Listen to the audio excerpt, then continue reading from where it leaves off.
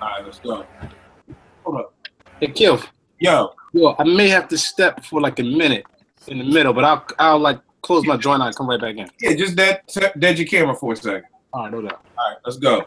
What's good? What's good? What's good? Y'all to the Apartment 5B podcast hosted by your man Kill. We got packed house for me tonight. I got all my people for me. I got my man Tone from EnterTheDome.com. What's going on, fam? Everything love, baby. Everything love. That's what it is. I got my brother from another mother. It's been a minute. People been like, yo, where Ev? Where Ev? I told people we moved to Cali. The time changed, be bugging, but got my brother Ev with me from the writers bench. What's going on, fam? Peace. What's up, people? What's up, Ev? Yeah, man, I'm sorry because Nick ain't on here because all the controversy with you started last year when Nick had the Tribe Called Quest as his #1 album, and then you bought 365 days about that, and I ain't even say it. And Nick ain't here tonight, so I'm pissed, but it is what it is. Jace, what's going on, fam? What's going on, fellas? Busy over here. Multitasking. Yes, sir. Where's that? Daddy did. The R&B guru in the house. What's good, bro? What's up? What's going on, y'all? Everything good. Bang, what's good, man? You gonna tell something good about 2017? I know you are, man. Nah, man, I ain't got nothing. And I got Vern out of ATL. What's good, good brother? I'm good, fellas. Glad to be here, man. No doubt, no doubt. So y'all, you know, today with a heavy heart, man, it was crazy. Woke up to the news of the passing of Combat Jack. Today we're talking about 2017 on top. Yo, what? Oh man, you Cali time. I forgot. Yeah, bro. He passed. Yeah. Yeah, man. Yeah. Jeez. So again, you know, going into our best and worst moments. For me, this is the absolute worst moment of 2017. My man Slayer, he's real good friends with Combat Jack. Like anytime there's something going on, he's there. Him and Premium Pete and Dallas Penn, they all crew. And you know, from the time that it was put out about, you know, him battling colon cancer, you know, he kind of put it out and kind of never revisited it. But I was cutting my man Bernard the other day, and he's like, yeah, you know, it ain't looking good for Combat, you know. And he was saying that he didn't even think he would make it through the rest of the year. And then, you know, wake up to the news today is really heartbreaking because, and I posted on IG, like when I was doing Strictly Hip Hop back in '93 at Morgan, it was all based around Stretch and Bobbito. It was like listening to their show, like, okay, how can I make this show in Baltimore had the same excitement, the same richness of the culture of Stretch and Bobbito, and doing this podcast game. I want to say Combat Jack was probably the first podcast I listened to. You know what I mean? And was definitely the dude who, you know, because of his ties with, you know, being a lawyer, and just doing so many of the contracts with hip hop, just I felt like his interviews were just the dopest interviews you know, out there, in my opinion. Nori's dope, but I think it's because Nori gets people drunk and then people just start talking freely. You know, but Combat Jack, I mean, the Foxy Brown interview, the Dame Dash interview, I could go on and on of just interviews that were just incredible to me, and just for what he brought to the game. So, you know, definitely want to give a big RIP shout out to Combat Jack. You know, for just, you know, bridging the gap into this podcast culture, what we're all doing now. So definitely, an RIP shout out to him. But like my homegirl Vic said, let's not be sad about it. Let's big up his life. I've been tweeting all my favorite videos of Combat Jack today and just everything that he did for the culture. But yo, let's do this. Ev, top 5 albums. Since you was so, I don't even want to mention this album because, like I said, it brought 365 Days of Hell for me. But what is your number 5 album of 2017? What you got on tap? I'm gonna be honest with y'all, man. I'm not fully prepared because I didn't really dig and get a list like that together. And a top 5 for me this year was hard anyway, because it wasn't a whole lot of stuff that I personally heard that really like either stayed in my heavy rotation or I just thought it was like, you know, just that dope. Yeah. So for me to pull 5 was really, really hard. But I'll throw one in there that will probably wind up in the 4 to 5 range. And I'm gonna say this, and Kill is gonna give me the crazy gas face when I say it. But I thought the album was all right. Rhapsody's joint. My man, Ed. We together. It's in my 5. It's in my 5. Rhapsody's joint is pretty tough, man. I had to really like I listened to the joint. I did listen to it a few times. As an MC, I think Rhapsody is dope. I'm gonna just start there. I think she's dope. She does some things that's a little different, and sometimes she, maybe like I might get lost in her a little bit, but her technique is nasty. Her technique is nasty. Her ride capacity. It's something about, I don't know what it is, man. She reminds me. She's not Lauren, but the way she rides a rhythm, the way she knows how to ride a beat, it's impeccable. It's impeccable. Like I really salute her for that. And her album, man, I don't know. Listen, and we got to bring this cat back on the show. Knots, man. Yo, I don't know what. I haven't looked at the credits. So I don't know what beats he did or what beats he didn't do. I have my ideas about it. And on saying that, can y'all really, like, on some real shit, can I get like credits back, please? So I can see who does what. Right. But yo, the beats on that joint is stupid. So yeah, I gotta put Rhapsody joint in there. I don't know where it would fall at, but it's definitely in my top for the year. Yo, man, I'm sick of cats thinking I don't like Rhapsody. Just because I'm. Who said that? No, I didn't say I didn't like. I said I didn't like her. I said you did say that. My bad. Hey, man. Hey, I told y'all one of the side effects of fibromyalgia is memory loss. So maybe I did. I didn't know I remember saying that. But okay. I mean, we're trying to keep it like, nice. Okay. I called it. Back about her. You just put like this. She's not your favorite. We'll just say that. We'll just leave it at that. All right. I got it. Okay. I digress. Okay, cool. All right. Tone, what you got for one of your top 5 albums? Number 5, man. What you got? Number 5, man. I think I'm gonna go with that Rick Ross, man. That Rather You Than Me. Ross give me what I expect. The dope beats. He has an impeccable ear for beats. So I look at it. It is what it is. Dope beats. I expect the same kind of rhymes, man, but I can ride to them, man. So I was kind of happy with the joint again, man. So I think that'll be number 5 for me. Dope beats, same rhymes, but it is what it is. I thought it was pretty solid. Yo, here's a quick question, because just you saying that made me think of something. So the knock on Ross, from what I hear from people, is it's the same album over and over and over, right? But I like the same album over and over and over. Like, is there anything is that okay as an artist to just continue to, it's almost like going to Chick-fil-A. Like when I go to Chick-fil-A, my food gonna taste the same every time. And I like my food the same every time. So do y'all think it's a problem with if that's the situation where it's like any song from any Rick Ross album could be like that song could have been on the last album, or like, is it okay? Like, because I feel like one minute we want our artists to change, but then when they change, we get mad at them. Yeah. So is it a catch-22? Like, what do y'all think? Tom, what do you think about that? Because when you said that, it just made me think of how people be like, yeah, Ross is cool, but you heard one Ross album, you heard them all. Well, hip-hop fans, we spoiled, man. So he found his lane, and he doesn't deviate from it to a degree. But every now and then, he'll drop a couple of jewels, and you'll be like, okay, that line was kind of nice. You know what I'm saying? So he'll do that, but he does stay in a particular lane. I think his fans enjoy the lane that he found. And I think if he deviate too far from it, he'll probably get more backlash. So it's the gift and the curse, man. But I appreciate the lane that Ross found. I ride to it. I know what to expect each time. You know what I'm saying? I still rock deeper than rap. I think that joint a classic. You know what I'm saying? So he has some joints, man. But for him, it works for him. Some artists, you kind of want to see some variation in they songs. But for him, I think it works for him. So, all right. No doubt. Jace, what's your number 5 joint, bro? I'm going with Rhapsody, number 5, man.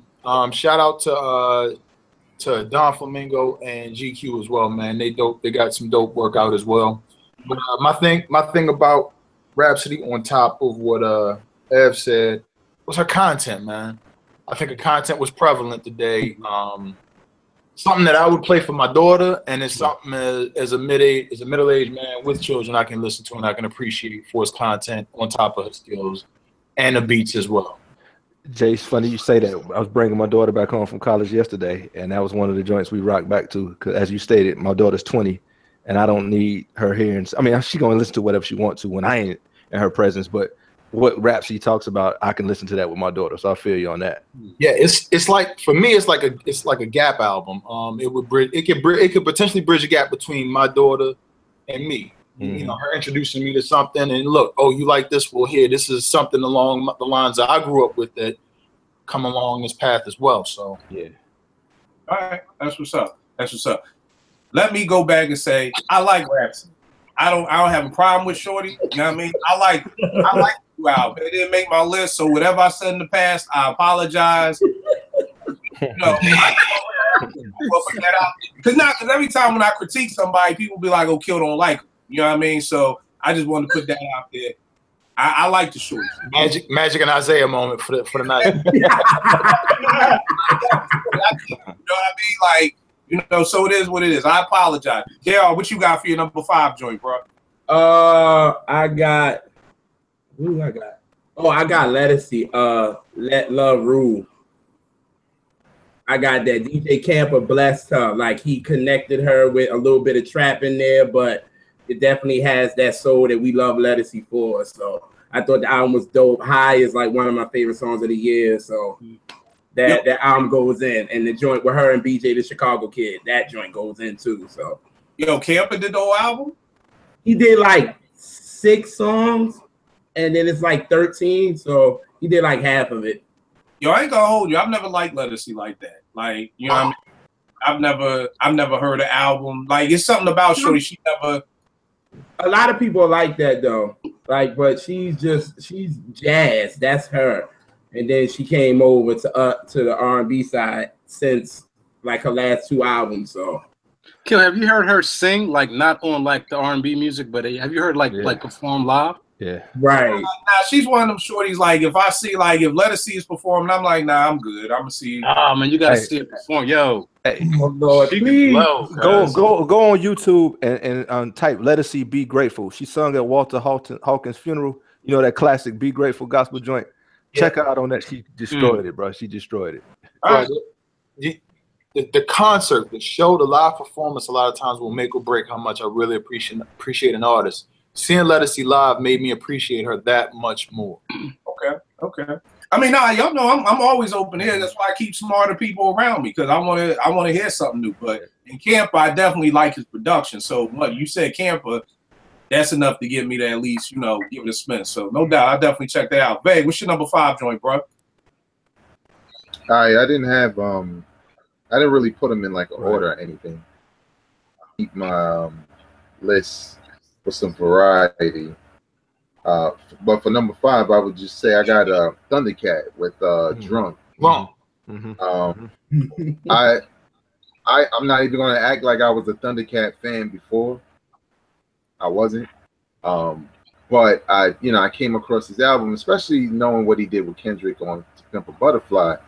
I was a little curious as to what his project was going to sound like after that success of being a part of that.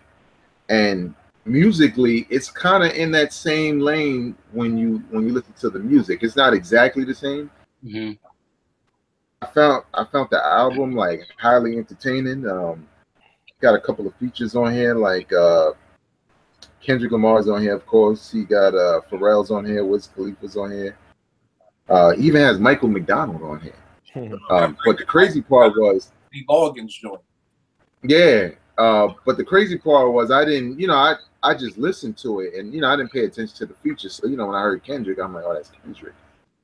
But when I heard Michael McDonald and the song that he's on, it just fits well. Like, you know what I'm saying? And it's for some people the album's like real quirky if you're not used to the rhythms not going the way you would expect as far as patterns go. But I think that's what makes it entertaining and interesting, and made me want to listen to his lyrics, made me want to watch interviews to see, like, well, what the hell is this song about? You know what I'm saying? And the videos, you don't know what to expect. You know what I'm saying? So I just found this whole project, the whole thing behind it, to just be interesting, and I really dug the music in that soul lane. It's kind of in a hip hop lane. It's kind of in the jazz and rock and all together. You know what I'm saying? So, yeah, man. I'm sorry, man. And quirky as well. Yeah, it's one of them joints when you turn it on at first, you like, yo, what is this? Like, you know what I'm saying? And what is this all about or whatever? But I kind of expected that going into it. But yeah, man, I thought it was dope, and it stayed in my. I know how much music I'll go out and try to listen to, but it's only a couple of things that really stay in my heavy rotation. This was one of them. So yeah, Thundercat. The album's called Drunk. Yeah, to me that was a slept-on joint. That's definitely one of my honorable mention joints. Vern, what you got for your number 5? In no particular order, I'm gonna go ahead and jump this one. PJ Morton, Gumbo. I'm just gonna play the big joker already. You don't want to Boston tonight, Vern. You we ain't playing spades with Vern. No, for real. Like, yo. handbagging over. Well, because the 3 hip hop albums that I got, everybody's gonna say it. You know what I mean? So I'm going with Gumbo. And I'll be honest, I was late to the party. So I was listening to it for the last couple of weeks, and it put me in and I hate when people do this, but I'm gonna do it. It put me in that 70s Stevie's vibe, man. Yeah. You know, and that ain't a bad vibe to be in. I love what he was talking about on like religion, that claustrophobic joint. Go through your phone. Great topic. Because I feel the same way. I mean, I ain't gonna take the time to go through your phone. Either I trust you or I don't. So I like PJ Morton. I mean, that's my number 2. That was my number 2. I didn't put them in order, so excuse me. This dude just went for the little joker, man. But I mean, we'll okay, that's your joint. I'll come back because I can talk about that joint all day. Me too. My number 5 joint is a joint a lot of cats didn't hear from. It's called Chasing Goosebumps. Oh man, that was mine too. Oh man, that's mine too. What is it? Chasing Goosebumps joint with Jazzy Jeff and Glenn Lewis. If Cash remember, Glenn Lewis was the dude from back day with a touch of jazz. Yeah. When they was popping off. Dude is, I think it's from Toronto or whatever. Basically the concept was that Jeff brought together all these ill people, engineers, producers, musicians, everything, and for a week they recorded an album. And in a week they recorded it, mixed it, mastered, and put it out. You know what I mean? And the whole joint was just supposed to be able to say like an F you to the industry, like when Cash was like, oh, you gotta take this much time to record an album, you gotta take this much time to promote it, and this much time. He was just trying to show that if you get creative people in a room and you know, you just a focus that you could put out a great body of music. I loved it. I mean, he like Facebook Live the whole thing, so you can go to YouTube and see all the sessions and everything like that. Very dope album. You know, was just, you know, poking around through some other websites, lists and everything like that, and I was shocked that nobody, you know, even brought this album up, but it's definitely one of my top 5 albums of this year. And when I reviewed it, I gave it 4 mics. Try to come back and see if I still feel that way. I would still give it 4 mics. It stays in my rotation, but you know, it didn't edge up anymore. So it's a definitely solid album. I think if you like Jeff, if you like Glenn Lewis, if you like that whole touch of jazz sound, you'll definitely dig this album. So that's it. Tone, what's your next joint, bro? We're talking hip hop still, right? Nah, I mean, that's any genre you want. Any genre can fit in for your top 5 albums of the year. Oh, gotcha. Well, I'm gonna go with a sleeper, man. It kind of fell on the radar, man. Scarface did that Deeply Rooted, the Lost Files this year. I'm not sure if you guys heard that joint, man, but it's just insane face, hard, deep hip hop. You know, I always call Scarface the Grim Reaper of hip hop. You know what I'm saying? Because he always take you to that place, man. So, I mean, it's just a dope project. I mean, he was kind of following back on that 2015 Deeply Rooted, the original album.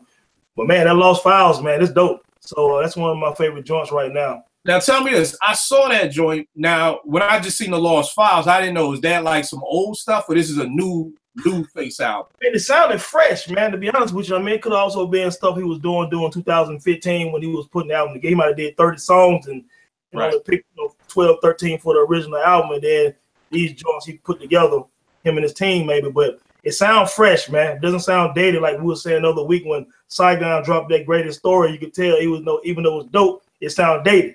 Right. You know what I'm saying? But this joint sounds fresh. So yeah, it's hard, man. Hard body. All right, no doubt. It is, man. Yeah. I was like, when it snowed out here, you know, I was like, oh, let me check this joint out because I didn't really like that album. Right. Okay. But this joint, Kill, you talk about adult contemporary hip hop. The shit Scarface talking about is right in that lane. Like, Yeah. I feel like this was grown man hip hop. Mhm. Based off of like what he was saying, and it just felt like, damn, why more dudes don't rhyme like this? You know, He was hungry too. He sounded hungry on the joint. Yeah, he did. He sound young and shit. Yeah, So yeah. I think a lot of people sleeping on it. Yep. Hey, what's the name of the album again? It's that deeply rooted, the Lost Files. Okay. Yeah, check that, fellas. Yeah, I seen that. I definitely want to try to dig into that joint because, yeah. Face is the truth. Yeah, he'll spit some fire. And see, that's always dope to hear because Face is one of them OGs from the, you know, late 80s, early 90s dudes, you know, who still could bring it. You know what I mean? To this day, that guess who's back with Beans and Jay. I still think, you know, Face destroyed that. You know what I mean? Hard. I feel like you get Face, yeah. So definitely one of the OGs still doing it. Ev, you got another album for us or you falling back, bro? No, I got another one. My next one is not a popular one at all, but it's a drum. I guess it's more of a jazz album. It's driven by the name of Nate Smith. He did an album called Postcards from Everywhere. Somebody got that? Word. No, I'm writing it down. Word. Yeah, it's a good album, man. The joint actually got 2 nominations, if I'm not mistaken. But it's a really good album. It's a different kind of vibe. It's good driving music. I appreciate everything the cat did on it. He's a phenomenal drummer. I know a buddy of mine, actually a friend of mine, played on that album, so you know it was good to hear like something that somebody else worked on that's actually like, you know, is that good. So I think all around, I don't know if this is his first solo project. For some, I think it is, yeah.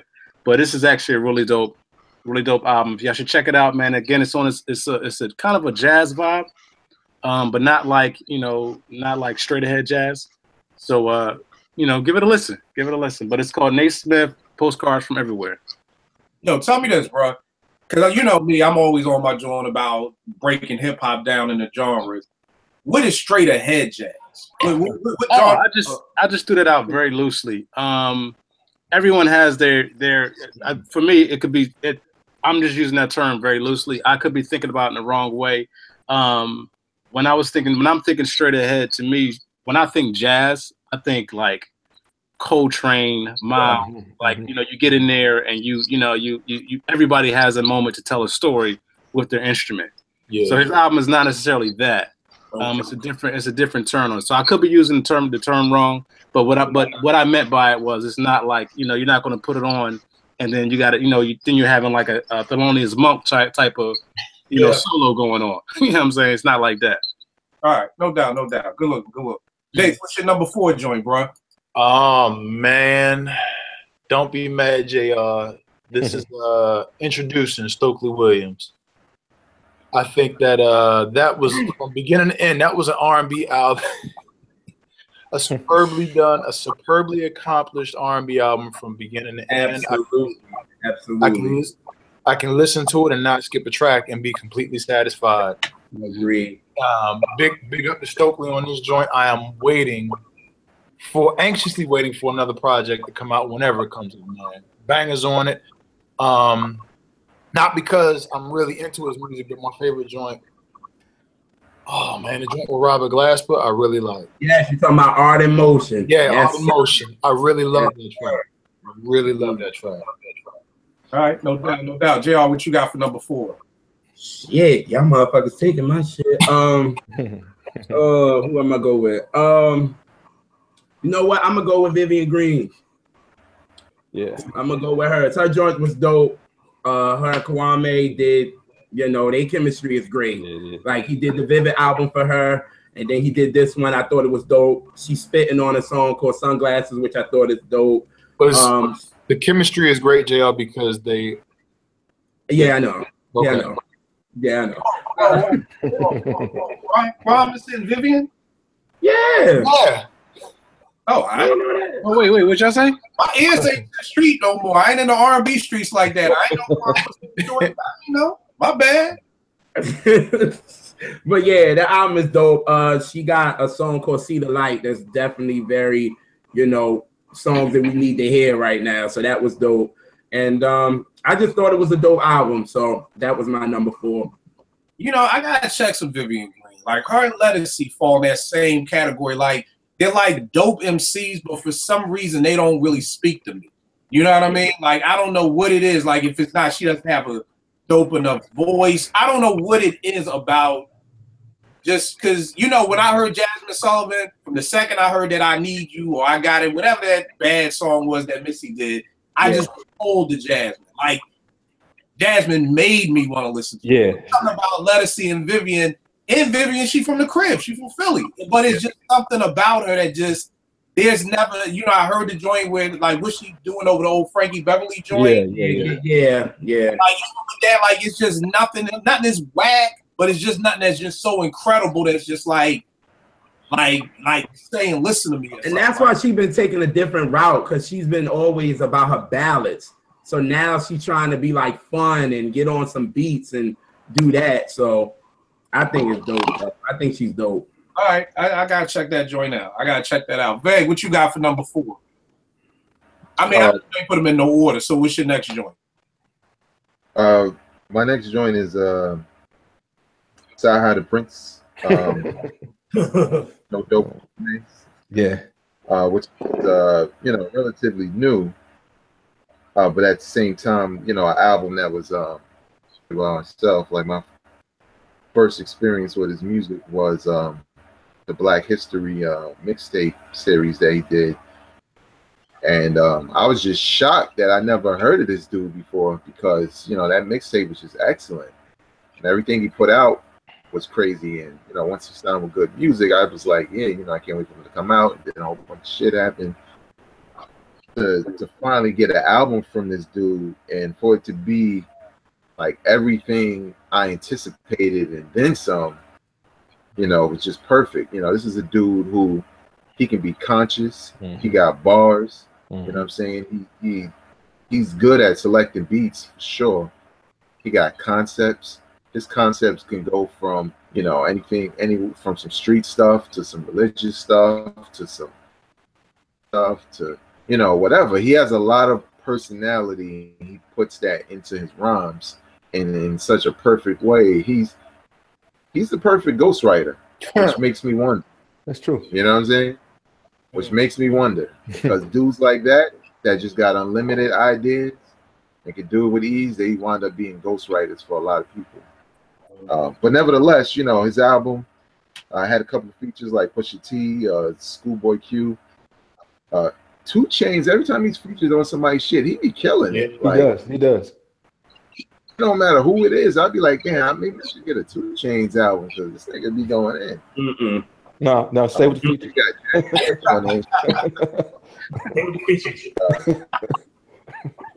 because I ain't gonna, he was like, yeah, Jagged Edge. I was like, yo, it's probably gonna be the record I skip, y'all, because what the fuck?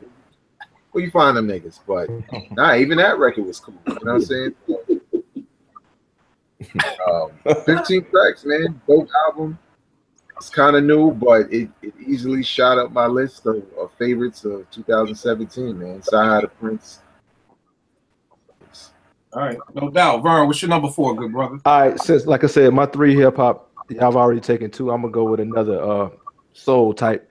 The Foreign Exchange presents Hide and Seek. It's like a compilation album that they did, and my favorite 2 joints on there both feature my girl Carmen Rogers. She has putting herself in that category of almost she can't do any wrong with me.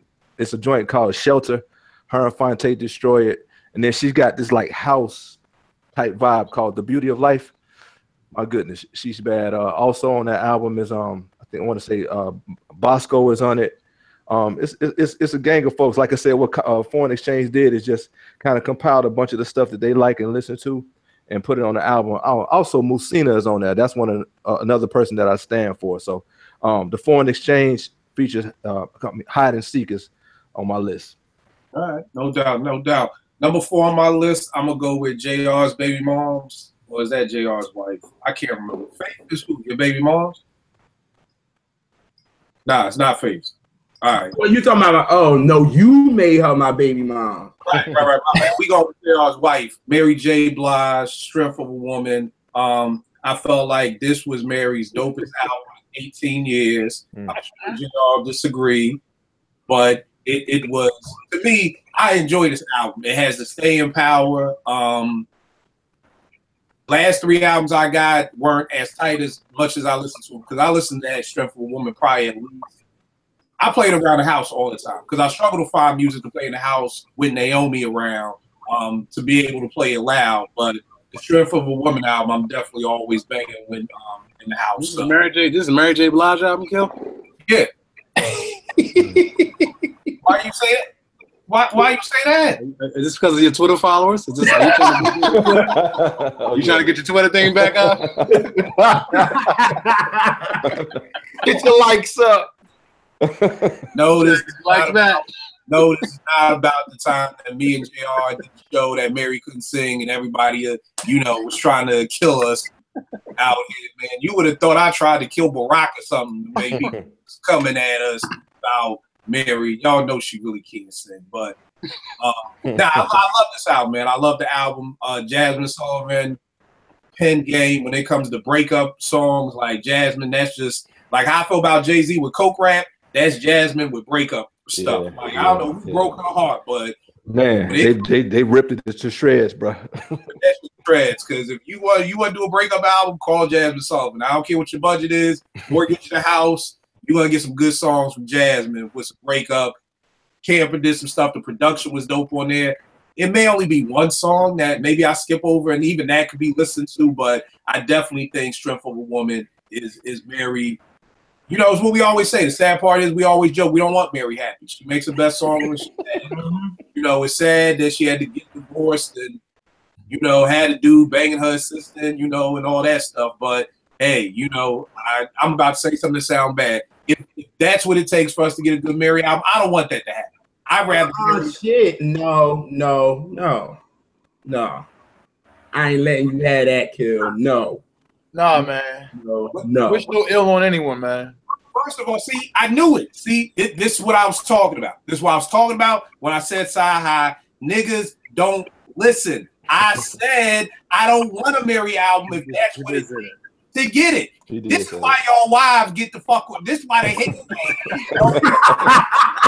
Don't listen. I feel their pain. Women be like, yo, Kill. Niggas don't listen. I'm like, you all fucking right. They don't listen. I just said that if this is what it takes to get a Mary album, I don't want it. I don't want it. But you contradicted. You're contradicting because you said you liked the Breakthrough, though. No, I like the Breakthrough. It was a cool album, but I don't bang that. I haven't listened to the Breakthrough in years. Like, I like 2 songs off that album. I like the Sadiq. Okay. All I'm saying is, come on, y'all. I'm trying to help keep marriages together. Start listening, y'all. Niggas need to listen in 2018. Even when I type shit, people get shit wrong. It's tight. As a man, can I admit that I was wrong and we just move on? Yes, you can. Yes, I apologize. I was wrong. Thank you. Thank you, good brother. Thank you, good brother. I appreciate it. This is what we gonna get more of in 2018. When we wrong, just say we wrong. We know we be wrong and our wives be right. We still be arguing for fuck's sake. Just say you wrong. Hashtag as long the caveat to that is as long as you let the shit go after we apologize. Let it go. Right. I'm going. You're right. So we can apologize for that tribe thing from last year. You want to do that now, or you want to do that at the end of the show? Should we do that right now, or just a little bit later? Oh, dang! I want to be sure where we going. So we can let it go. Cause let's just come off of it already. Let's just let. I still like the tribe album. I still like. All right, let's proceed. Who next? Come on. I got the one. Nick is the one who had it as his #1 album of last year. It was my #5 album. I like the tribe album. I think it should have been nominated. I'm not mad at #5. I'm not mad at #5, but I am upset with #1. Well, that's why I want to talk to Nick because Nick is not here. I got you. Hey, can I just say I was bugging out at you and Ev. I watched the March Madness joint. and Ev, you had me laughing the whole episode, bro. Yo, man, you don't understand. This dude I'm trying to be good now, man. I'm trying to be better. This dude No alcohol. me every year. This dude would crank call me, text me, everything, and I ain't even make a statement. I'm like, yo, he is Nick's number. This is the nigga who said it. Like, crank call him. I still feel some kind of way about that, man. But I'm just, we're just gonna move forward. It's 220. It's about to hit 2018. I'm gonna be clear. With my karma right, I'm just gonna let it go. We're just gonna move forward. I don't care, man. That Tribe album is still good, man. It's a good album. See how you do? See how you do? Okay. You're right. I was supposed to let it go, right? Jace, that's what you said. I gotta let it go. Okay, let it go. It's going. It's going. Don't text me about no Tribe shit tomorrow. So, right? What's going on, Tone? What you got for number 3? Man, I tell you, I like that SZA album, that Control. Yes, sir. Yes, sir. Yeah, man, it got a real dope vibe to it. Yes, I went on sir. a little road trip with my wife, man, this summer when it came out, man, and we just let that thing ride. And I like all her previous projects too, man. To me, she has a real dope vibe, man. So the music is dope. She's wild, man. She got a lot of little flavor on the tracks, man, and she can go left field somewhere, man, and bring it back, man. So I like that Love Galore joint on there, man. I like the Drew Barrymore joint, Prom. Yeah. It's dope, man. I just think it's a nice joint to ride to, man. What's the name of that album again? It's SZA Control. CTRL, yeah. Yeah, she's on the same label with Kendrick. So I mean, she sings like a rapper. Yeah. Right. I've seen it, but I don't think I've ever heard the album. Yeah, it's dope. Yeah, that's good. Here's the wild part with SZA. I've tried to like Shorty, and I want to like Shorty. I just don't get it. Like, do I need to be high? Do I need weed? Like, is this like Redman Dares a Dark Side? Like, I really, Oh man, my man with Dare came out. I was like, ah, that's all right. My man was like, yo, you smoke? I was like, no. He's like, well, There's a Dark Side, man. That's an album, guys. But it's dark. It's dark, man. We can't even. Let's not even talk about that joint right now, man. That's you look like the Crypt Keeper, like dark. You gotta get dark to get with this album. But dark, I be wanting to like SZA, but it's like I don't know. I gotta revisit it again, man. But I do see what you're saying, Vern, that she sings like she raps. But I dig the production and I dig her, but I don't know if it's just too much of her. I don't know. But I want to give it another listen because everybody loves it, man. Everybody loves it. So I definitely want to check that joint out. My daughter's worked with me this summer, so she put me onto a lot of 19, 20-year-old type stuff, and I learned to appreciate what they're doing. I'm gonna actually speak about that in my top moments of music this year too. All right, no doubt. Jace, what you got for your number 3 joint? Or Ev, you got one? I keep skipping you, man. My bad. It's all good. I have. Somebody's gonna say this one, so I'm just gonna leave it for somebody to really like go into detail with it. It's in there, but I'm not the biggest fan of this album. This is the J joint, but I'm not gonna talk about it unless somebody else, whoever has it on their list, that really can actually go into detail about it, and then we can talk about it then. But the J joint is in there somewhere.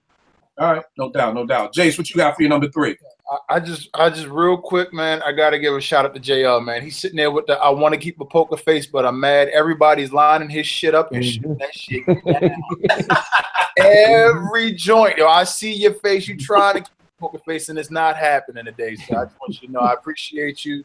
The R&B expertise, know it all, wherewithal, but it was some good R&B albums this year. Yeah, sorry, that's the problem. Wasn't enough hip hop. We got down. Exactly.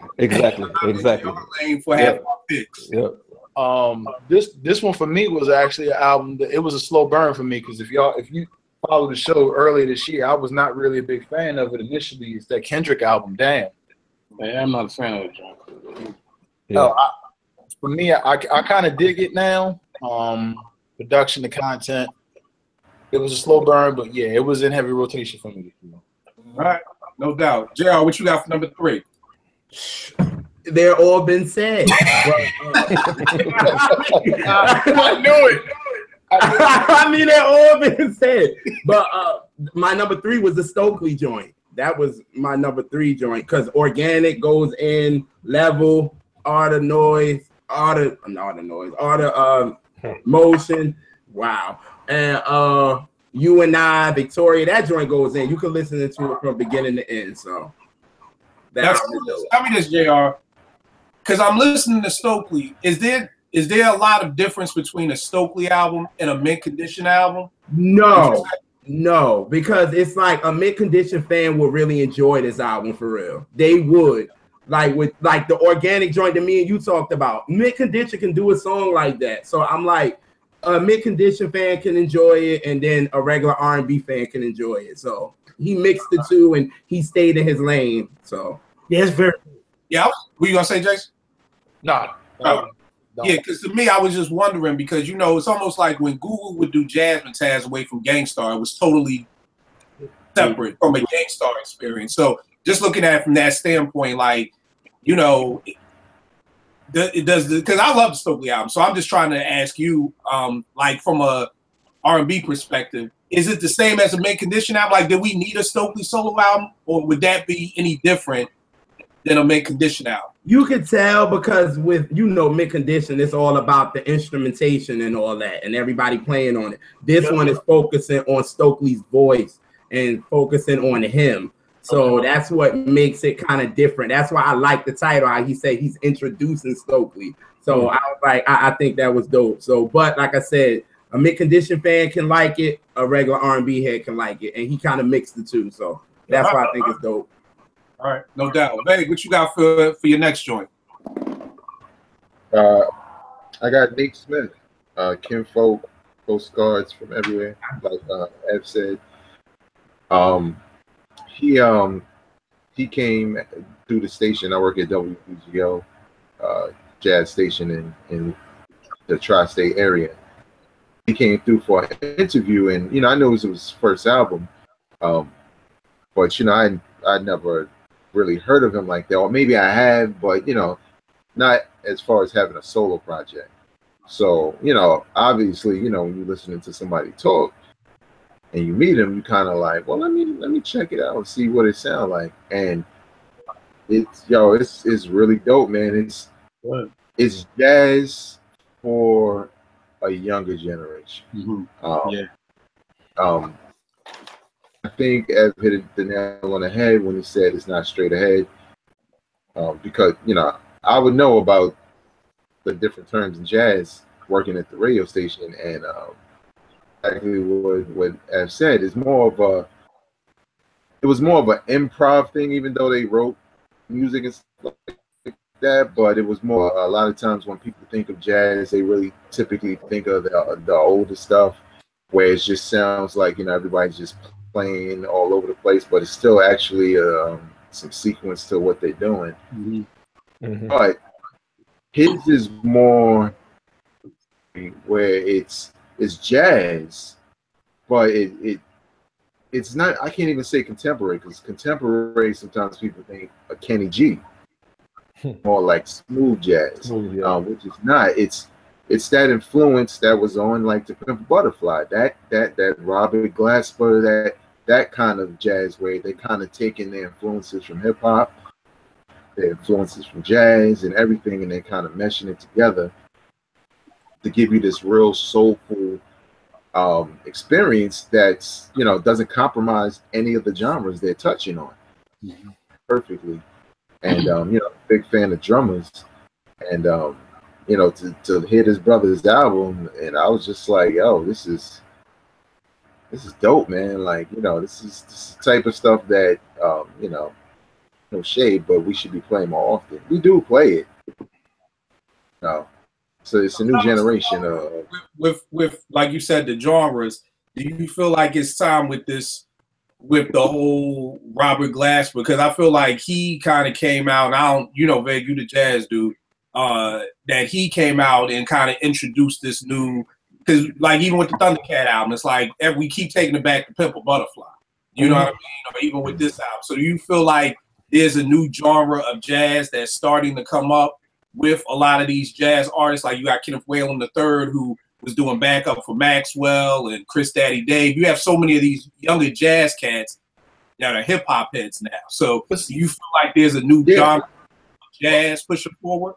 No, I don't think so. I think what's happening is it's become they're getting recognized because of.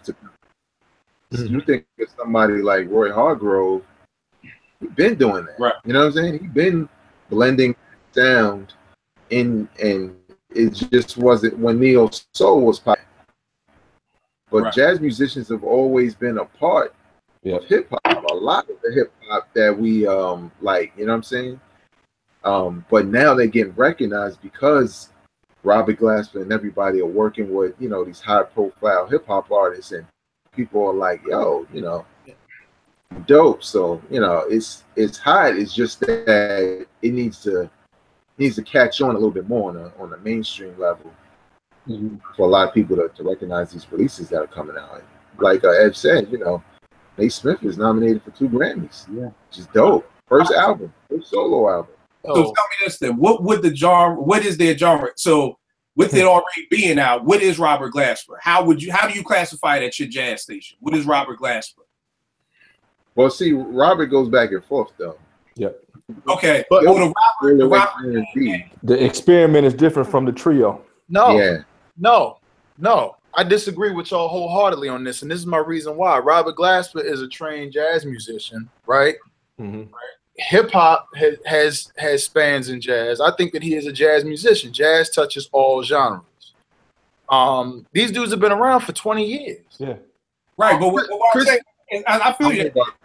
Different genres. Like, I mean, it's the same thing with gospel. You can have worship. You can have, you know, so with CeCe Winans had 4 albums and they all 4 sound totally different. Is trap hip hop or is it in its own genre?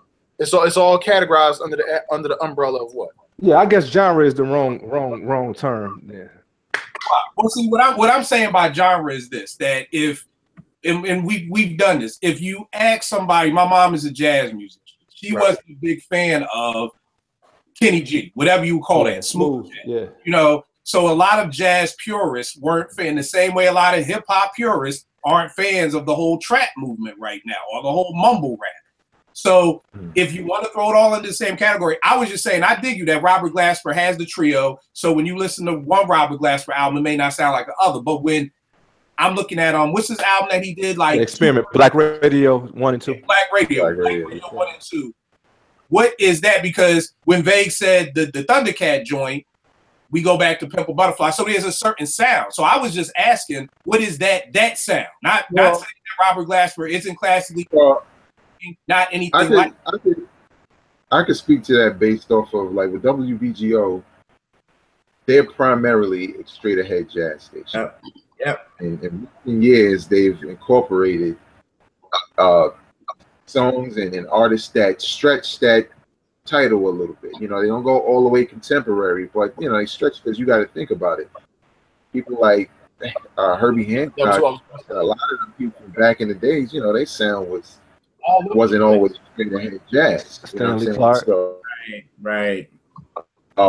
Most of these cats are jazz. The thing with Robert Glasper is some of the projects he does, they're R&B. There is no jazz. There's no piano in it. So he may be a jazz musician, but if he ain't playing the fucking piano, it ain't a jazz record. True. Yeah. You know what I'm saying? So there's certain albums that he does that we have in the studio, and then there are other ones where they pass on it because he kind of went so far in that one direction. It's for BLS. It's not for us. You know, WBLS, which is a station in New York City. So like I don't think it's like a whole new genre that's coming up, but it's so new.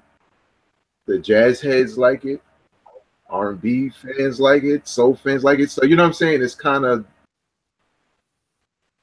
really put in the box, and I think they would prefer it not to be in the box. So yeah. Just check it out. Just fuck all the labels. Just check it out. So. Vega, it just dawned on me that you work with the homie Nicole Swinney, bro. Oh yeah. That's my homie. Yeah, and I mean, again, you know, I ain't mean to cause no controversy. Usually, yes, you do. Yes, you do. Yes, you do. He does. Yeah, he does. I'm always getting a bad rap. Now, I was just asking because I'm like, yo, and not just Vegas, but I've heard a lot of people when they're talking about a lot of these new jazz artist projects, they're like, yo, if you like the Pimple Butterfly, they're constantly going back to if you like the Pimple Butterfly. If you like a Pimple Butterfly, then you'll like this. If you like, wait, hold up. Can we say, instead of saying these new jazz cats, because these dudes have been around for a minute, can we say and again, new to the music? Yeah, my bad. I'm not saying that. Let me add to that real quick. Jace, is last one y'all dated? Like you like Jace feels some kind of way tonight. Like he like the dude's been around for over 10 years, yo. You can't say you knew you've been around over 10. That's true though. Yeah. I feel so you're right. So you're right. Not new jazz artists, but being new to the listeners. You know what I mean? Like look at it this way. You trying to find it. Like look at it this way. When people I said you trying to find it, man. You trying hard. You really trying to find it. Nah, look, all I'm saying is I'm vague. Finish what you were saying. I got it for you. When Pimp a Butterfly, and when you hear people say that, they typically what I'm thinking, because that's what I'm thinking when I say it, is people who don't traditionally listen to jazz. Right. These jazz artists worked on the music. Vegas. That's what we're saying. You know what I'm saying? So I can't tell you he worked on he worked on Louis Sims' album. You're gonna be like, who the fuck is Louis Sims? Right. You know? So I'm trying to draw a connection between the music and say, hey, he played the horn on there, or he did this, or he wrote that. So then you kind of draw that connection, because that's what they're doing. They worked with him, they got their name up, they put their project. I apologize as a snob, gentlemen. Can I ask a quick question, y'all, since we're on the topic real fast? Do any of you brothers on this panel do a jazz podcast? No. Nah. I think I need one of y'all to do a jazz podcast, because I'm always trying to, I think me and probably a bunch of other people, always trying to dig deeper. Mm-hmm. But it's hard, you don't want to take everybody's advice. But I would take the advice of the people on this panel. Just a thought. Hey, and jazz joint. That's a good. Maybe not Kill, because Kill gonna hate on everybody. Yo, Kill's going back to Whoville as soon as we sign off. Yeah, see how they do me on watch and see how they do me. And this coming from the dude I done known for 30 years. It's all love. It's all love.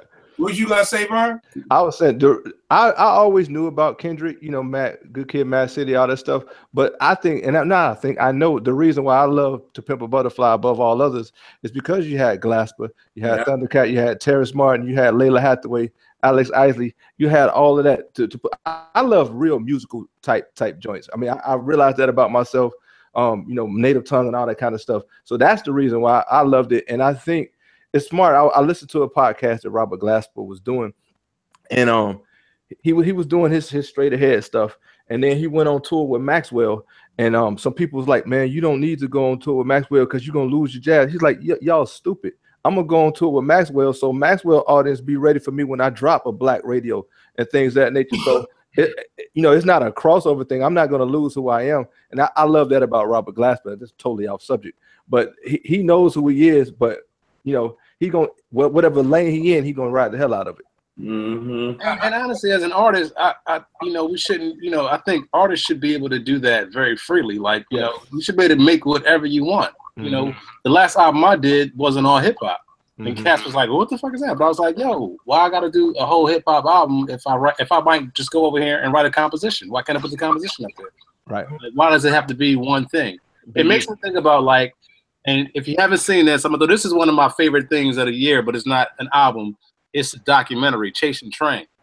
And it just makes me think about that joint, and how they it's not, they don't even consider it jazz. It's like, it's black gospel. I mean, I'm sorry, black classical. You're like, it's classical, American classical music. That's what it really is. It's what we do. So it's just like, I'm always like, when it comes to artistry, we should be freely, for those that want to, you should be able to put out whatever you want to put out. You want to turn around and do a straight classical album. If you can do it, then do it. I mean, Madlib did a jazz album. Yes. He's not necessarily a quote unquote jazz artist, but he can put out a dope jazz album. Yes. Yeah, I think it comes back to is like, with your audiences. Like I said earlier with Gangstar with Guru. You know what I mean? Because one of their beefs was that they got caught up in you know what I mean? So it was like, okay, jazz hip hop. Oh, let me see.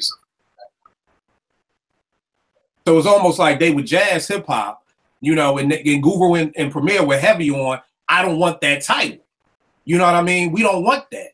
So we're hip hop artists. You know, yeah, we sample jazz music for the Mo Better Blues soundtrack, and we sampling jazz. But so that's why Google went over here and was like, I'm doing Jasmine Taz as not Gang Starr. You know, when you come listen to me, you're getting Lonnie Liston Smith, you're getting Donald Byrd, you're getting all these people, which was for a lot of people, our generation's first like connection with jazz. You know what I mean? Because when Tribe came out, trust and believe, and me and Jay are talking about this all the time. People with a lot of records love to act like they know every fucking record that's in the back of their studio. And a lot of folk don't. You know what I mean? They like, oh, I like jazz. No, you like to sample jazz. There's a big ass difference between I like jazz and I like to sample jazz, you know? So I think, again, for me, the same thing that Vern was saying is that that's where I got Maxwell. That's where I learned about Robert Glasper, because when they did the Black Summer Nights album, it was Robert Glasper, Kenneth Whalum III. I forgot who's on the bass, but that's the first time I started hearing their name. You know what I mean? So you kind of sometimes got to bridge that gap. And I don't know if cats used to watch Treme on HBO, but, you know, even one of their jazz artists are always like starving artists. You know what I mean? So they're always trying to find a way. And I want to say, just based off of this, but they're not trying to find a way to cross over. But like F said, if you want to make something new, make something new. So I don't think there's anything wrong with, you know, any jazz musician playing for, you know, Kenneth Whalum was doing horns for Jay-Z. You know what I mean? I don't think, like, there shouldn't be no knock on that. But as hip-hop dudes, do we feel the same way about our artists? You know what I mean? If AZ came out right now and did a trap album, most of us are going to believe he's selling out. We ain't going to believe, oh, AZ like trap music, you know, so he just did a trap album. Most people going to be like, oh, this nigga sold out. So, again, it kind of puts it back to, I kind of understand the jazz purists, because I think jazz purists are a lot like hip-hop purists. And we want you to do this type of, this is the hip hop or the boom bap that we like. So, you know, just my take on it. Wait, why'd you mute my mic though? I just want to know why you mute me. There's a feedback in. Is the feedback coming through? Yeah. Is it in there now? Yeah. Every time I talk, it's still there. Now, I'll just keep it on until I talk. All right. Nah, see why I mute him. See if That's how you do me, y'all. That's how you do me in the love. We're just gonna mute Ev. We ain't gotta listen to what he gotta say. Let me get it out real fast so I can talk about what I want to talk about. I don't want to hear what Ev got to say. That's cool. No, it's cool, Kel. It's cool. I gotta mute JR too. JR is muted right now because it's feedback on his end. That's all it is. Damn. All right. Number 3 joint for me. I got a cat. A lot of people talking about people with boom bap who don't like Dave East Paranoia. I know a lot of cats don't really rock with Dave East. I actually think he's a good gap, as Jace was talking about, a gap album. I feel like he's a good gap MC who builds the gap between boom bap and some of the stuff that's out right now. Like if you listen to Paranoia, there's some trap on it. There's a joint with Jeezy. There's a joint with Wiz. I like the album. There's only one song on the album I'm not a big fan of is the one with Chris Brown. But to me, he kind of bridges that gap. But then he also got this joint where he's doing the ill storytelling joint. Kind of bugs you out because it says featuring Nas. So I was hoping Nas was gonna rap, but all Nas kind of does is talk over stuff. But yeah, Paranoia is my number 3 album. So if cats haven't heard it, check out Dave East. I'm not saying he's the most lyrical, but I do feel like he bridges that gap between boom bap and trap. So what you got for your number 2 album? Yeah, I'm gonna go a little left field again because it's easy to say, you know, the Kendricks and you know, Sci-Hi. Of course, those are top dog. I love them, but my guy right here is a cat named Ransom. He dropped an EP called 1%, man, and I'm gonna tell you, I don't know how much you guys up on Ransom. Ransom is out of Jersey, right? Yeah, I think so. And I've been following him for years, man. And matter of fact, next time you're on YouTube, he has a video. It's called His Shoes. Man, dude is an amazing lyricist, man. Deep. Kind of got a Cool G rap vibe at times with his flow, but man, he's a monster, man. So check that out. You get a chance to 1%. All right. Yeah, I always heard the name because him and Joe Budden had beef. Like yeah. He's a monster on the mic. Yeah, I would always hear Ransom's name and Joe Budden stuff. So Ev, you back in effect. Unmute yourself, good brother. Is it okay? Can I come into the cipher? Is that cool? I mean, is it all right with you? Just want to make sure it's straight, you know. I don't want to get kicked out or nothing, you know.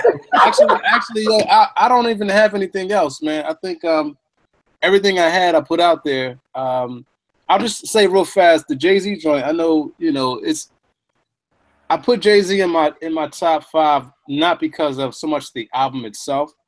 It's because of what he was trying to do, and I commend him for what he was trying to do. Musically, to me, it's just okay.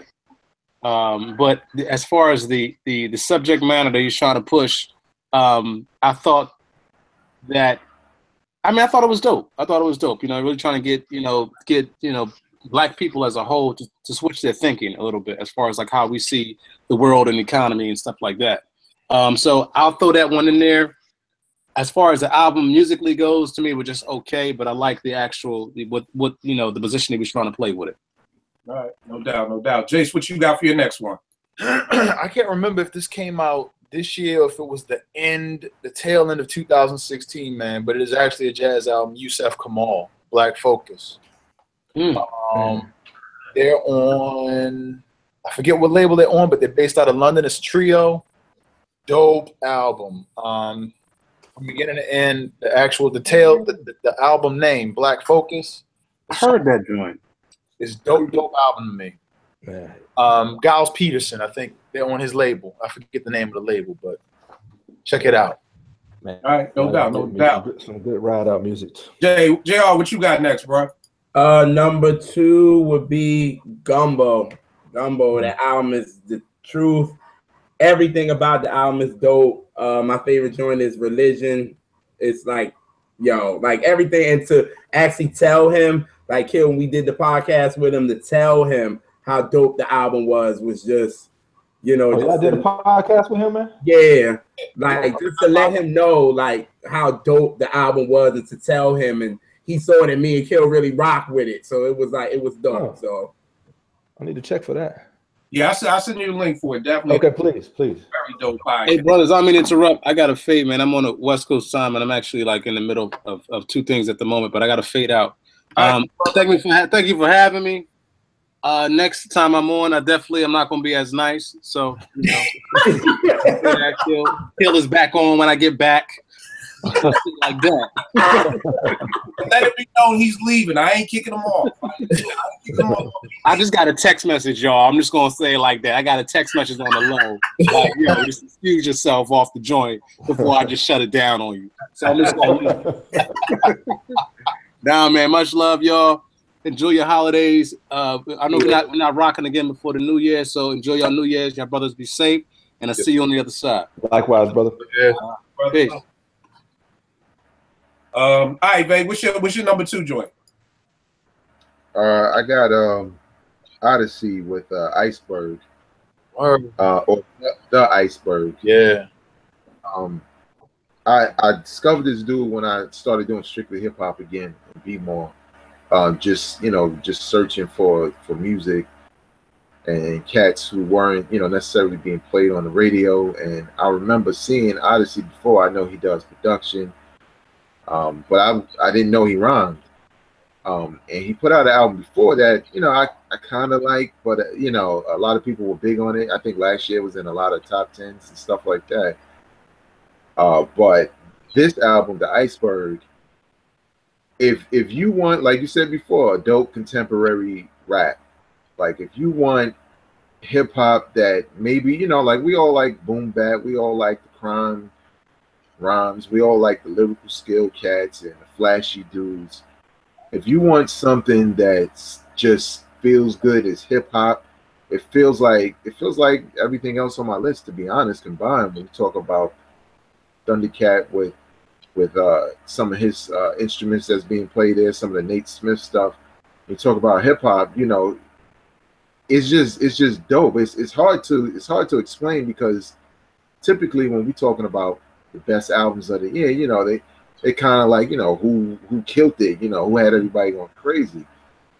Albums that when you listen to it, man, it just sounds good, man. It's the type of hip hop that it's almost a crime that it doesn't get as much as exposure as it deserves. Like, he had this one record, forget the name of the record, but he's talking about his relationship with this kid he grew up with who was white, when they were younger, and how things changed when the white kid's like father got laid off because of something I can't remember, something important to the overall rhyme, but it made me listen because it's like, you know, how often do I hear hip hop records and stories that's a real story that's put together over dope beat, and you know, everything is nice about the way it flows. So if you're just looking for something that's just not the typical hip hop, not taking anything away from anything else that we love, but something different, something refreshing. The sound is refreshing. You know what I'm saying? Check it out, man. Odyssey. It's called The Iceberg. I know it did well for him because I think he put out like a live album, and that's even dope. But it's definitely worth the time of anybody who cares about lyrics, music, and this brother has a lot of dope shit to say on his album, and, you know, and he got all kinds of it's not just those kinds of stories, you know what I'm saying? He got all kinds of shit that's hip hop, so it's pretty dope. That's the Odyssey that used to mess with Little Brother. I think so. Okay. I think so. Okay. I think so. All right, no doubt. Vern, who you got for your number 2? Well, shoot, all the other people I've already written down. I mean, people I've already said. I'm gonna go with a couple more wild cards.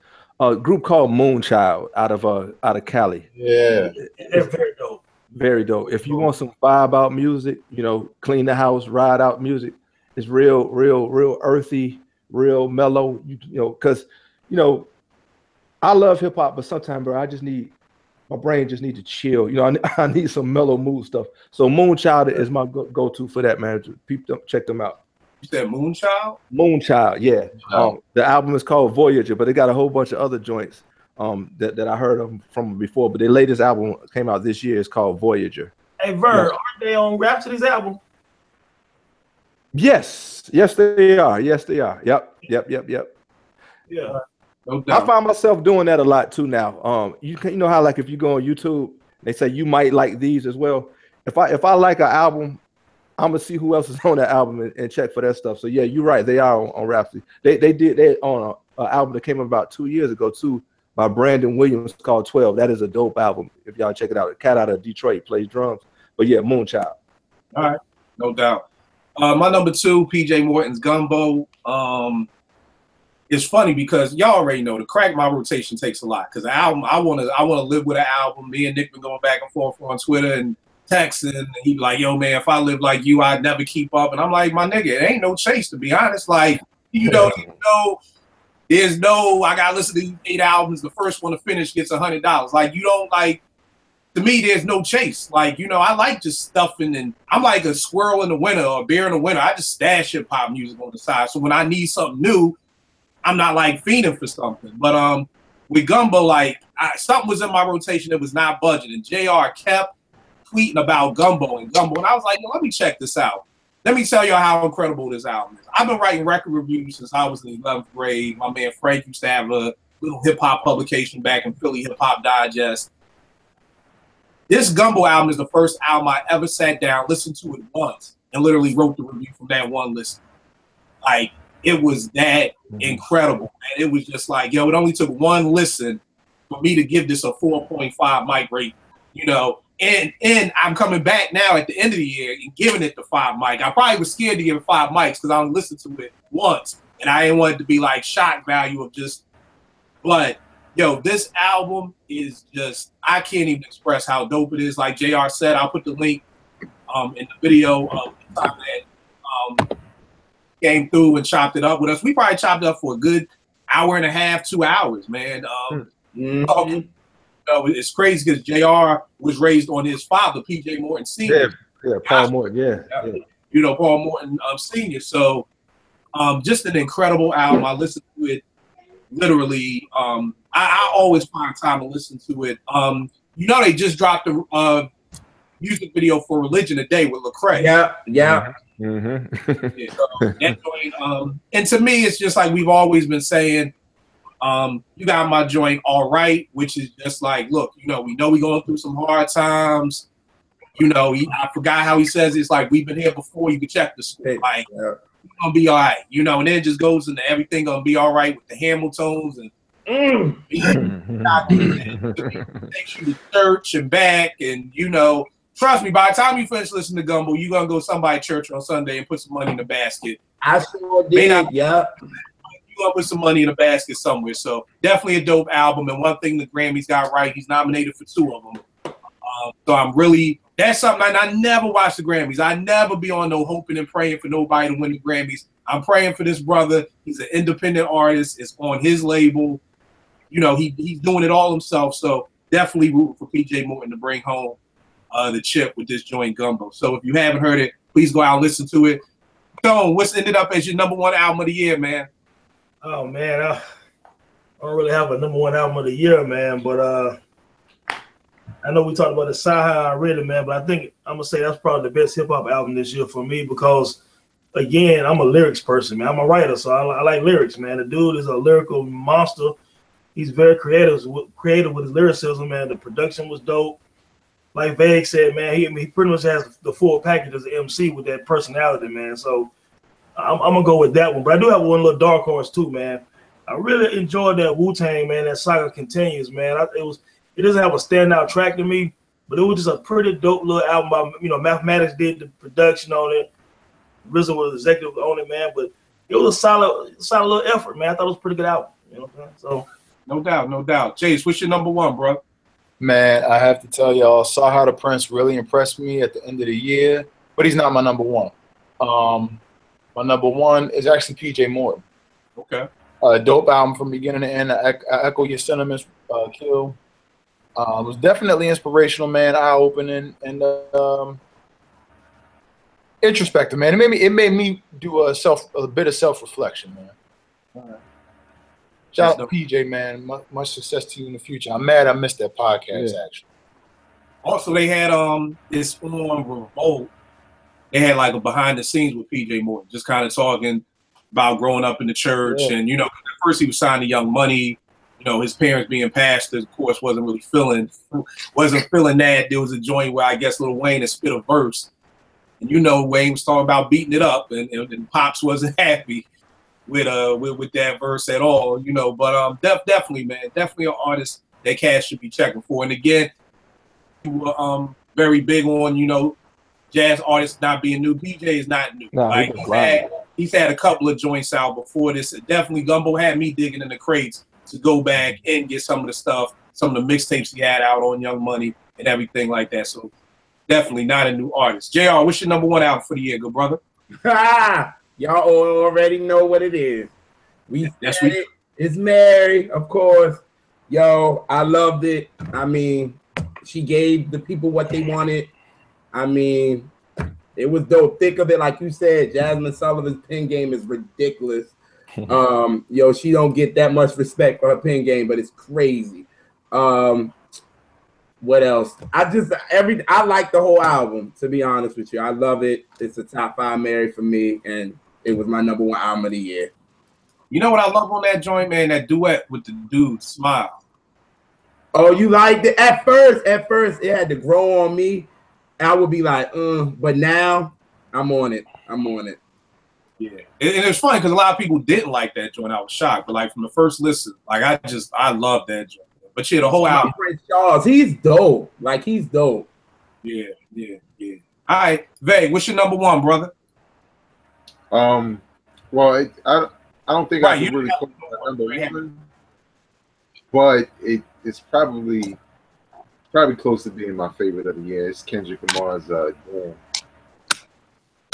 Oh, you know, I'm a big fan of dude. Comparatively to his first 2 albums, it probably will be third. But what I liked about it was the simple fact that, you know, it's not like the other albums. You know what I'm saying? It's totally different. It's in its own lane. It has its own sound. It doesn't sound anything like the other ones, and Kendrick just does things differently, and he makes you want to pay attention to what he's doing through the videos, through everything. And I think that's how music should be anyway. You know what I'm saying? Like, sure, we like some of the usual tropes when it comes to singers and musicians and stuff like that, but then there are times where, you know, make it interesting. You know, you gave us a couple of projects that were really dope. You know, so what is this about? I agree with Kill. Album cover, they could have did that over, because I mean, I could understand if you just like, you know, okay, well, this is just the cover, but to try to put a meaning to it, it's like, nah, nigga, you just stand in front of a wall, man. Like, don't try to make it no deeper than that. Yeah. No hidden meaning. There's nothing deep about that, and if it is, I don't get it. Right. But overall, you know, I really like the album. I listen to it a lot, and I don't know if this is me getting older or maybe I'm the old school days, but if your album is kind of quick, short, like, you know, 7 songs, it might be like 12 songs. I think in his case it was like 14, but it feels quick. You know what I'm saying? Like, I don't think any of the songs are really that long. I tend to enjoy it more, especially if I like the music. It may be like 1 or 2 joints I skip on there, but overall, you know, that was one of the albums that was instantly in my heavy rotation. Shit, I wrote a damn review for it and everything. I should go back and read that, see if I still feel the same way. But yeah, man, Kendrick Lamar's Damn was probably close to being my top album. All right, no doubt. And shout out to TDE for putting out the album in reverse and having niggas buy the shit. Now, look, Kill. Listen to it. Nick in reverse. Like, Nick is the only person I know that bought that shit. Yeah, I mean, hey, salute. Hey, you can play it out backwards and repackage it. If people pay for it, God bless you. I want to come work with TDE, hopefully hiring in the new year, because I fuck with them to get people to buy it twice. Burn, what's going on with you? What's your number one album? So all of my albums have been picked. So I'm going to rattle off several people and just amalgamate them, because this is what I want to talk about. So riding with my daughter this summer, I love the fact that I was able to put her up on the stuff that we love, and she put me on the stuff that she loves. And the beauty of it is, if I can pat myself on the back, she's raised right musically as far as her ear goes. So I respect it. So I'm gonna throw out. We already talked about SZA. We already she put me on to her, Daniel Caesar, and this cat called Khaled. So the reason why I like all of those is because it might not be my cup of tea, but it's good. It's good music. I think they're the next generation of soul singers. So I'm just throwing all those out because my top 5 have already been spoken about. JR, what I do wrong, what is wrong with you? What I do wrong, bro? What is wrong? Nothing. I'm just listening. Nah, I'm just listening. JR, I saw him too. I saw him too. Yeah, like this. Like, I mean, the SZA girl, I just can't get into her like that. I can't get into her. It's just, I think it's like I tried to listen to her and I was like, I'm bored. Bye. Like, no. But her, everybody's been telling me about her, so I'm like, I want to check her out. So I'm like, all right. Her tone is incredible. I got one thing. I think I know what that's about. This, it happens with you sometimes too, Kel. What's that? I think sometimes, because I like the SZA album, but I think sometimes the hype can get so big. I think that's what got where it's unavoidable. You start listening for that thing that's gonna, get you into the hype. Yeah. And then you either miss what's good about it, or it's not really there because this shit ain't that good anyway.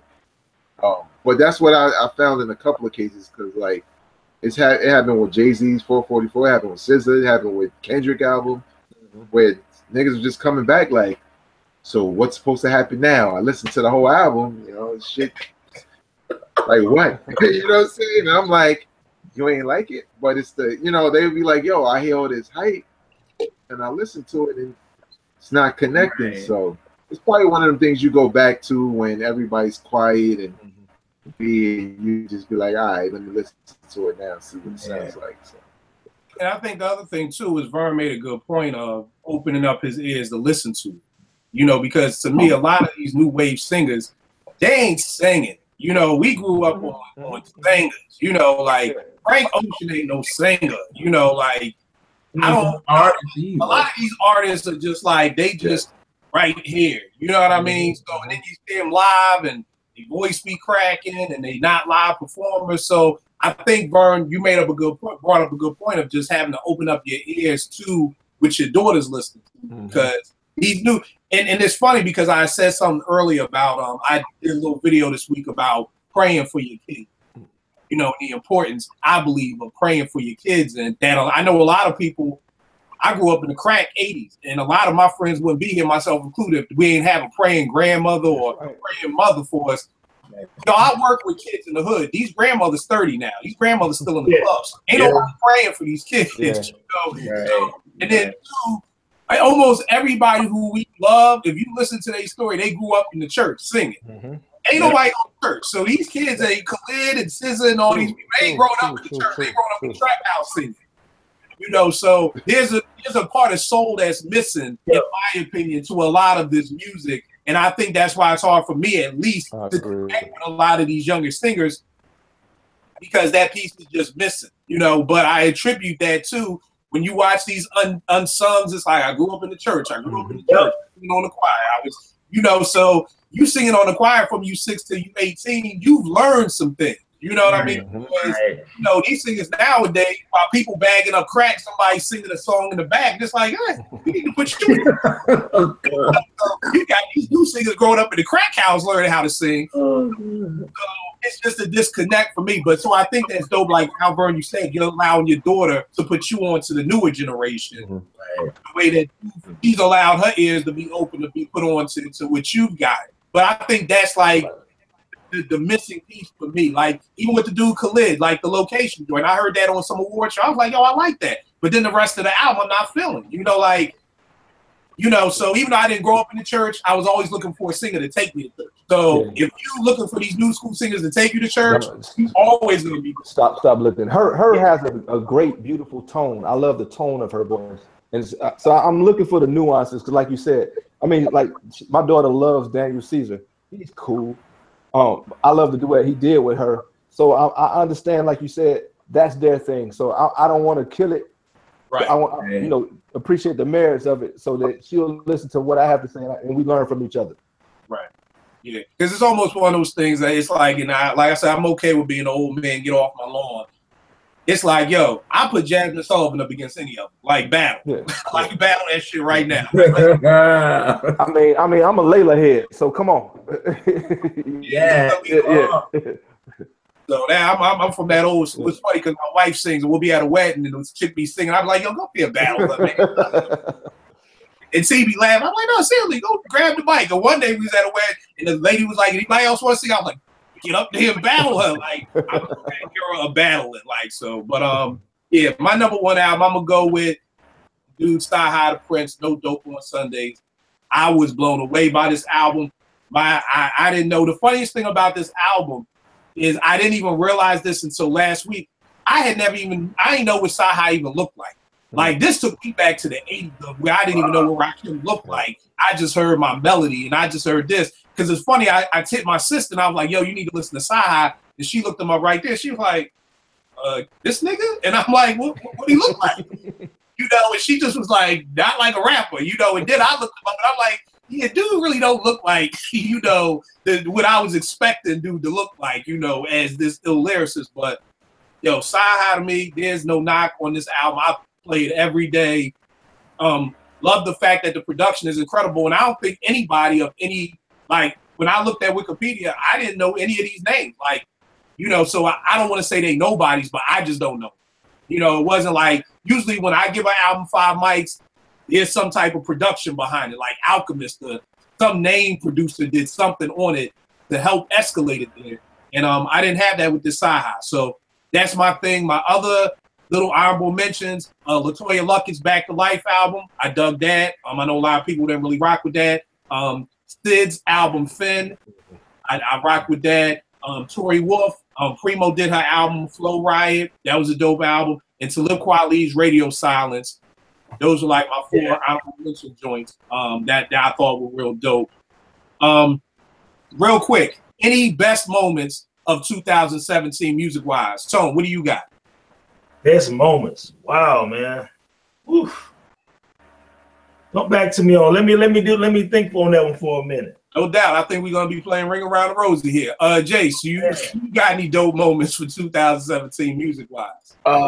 Music-wise or interview-wise? I mean, anything dope music. If you saw a dope interview or a dope concert, what are your memories of music for 2017? Dope. Okay. Man, Q-Tip's rant on Instagram, man. Oh man. I found that very intriguing. And I mean, he was probably in his bag for his own reasons. I don't know the whole story, but dope art, man. This goes back to what we were talking about earlier, man. Dope content, dope artistry, regardless of the genre. Honesty cannot be hidden.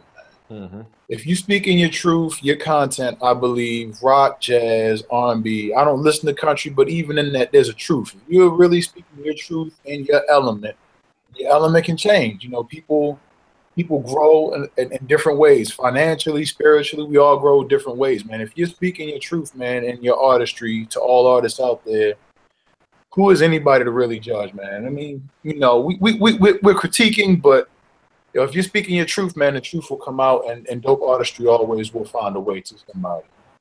All right. Yeah. What about you?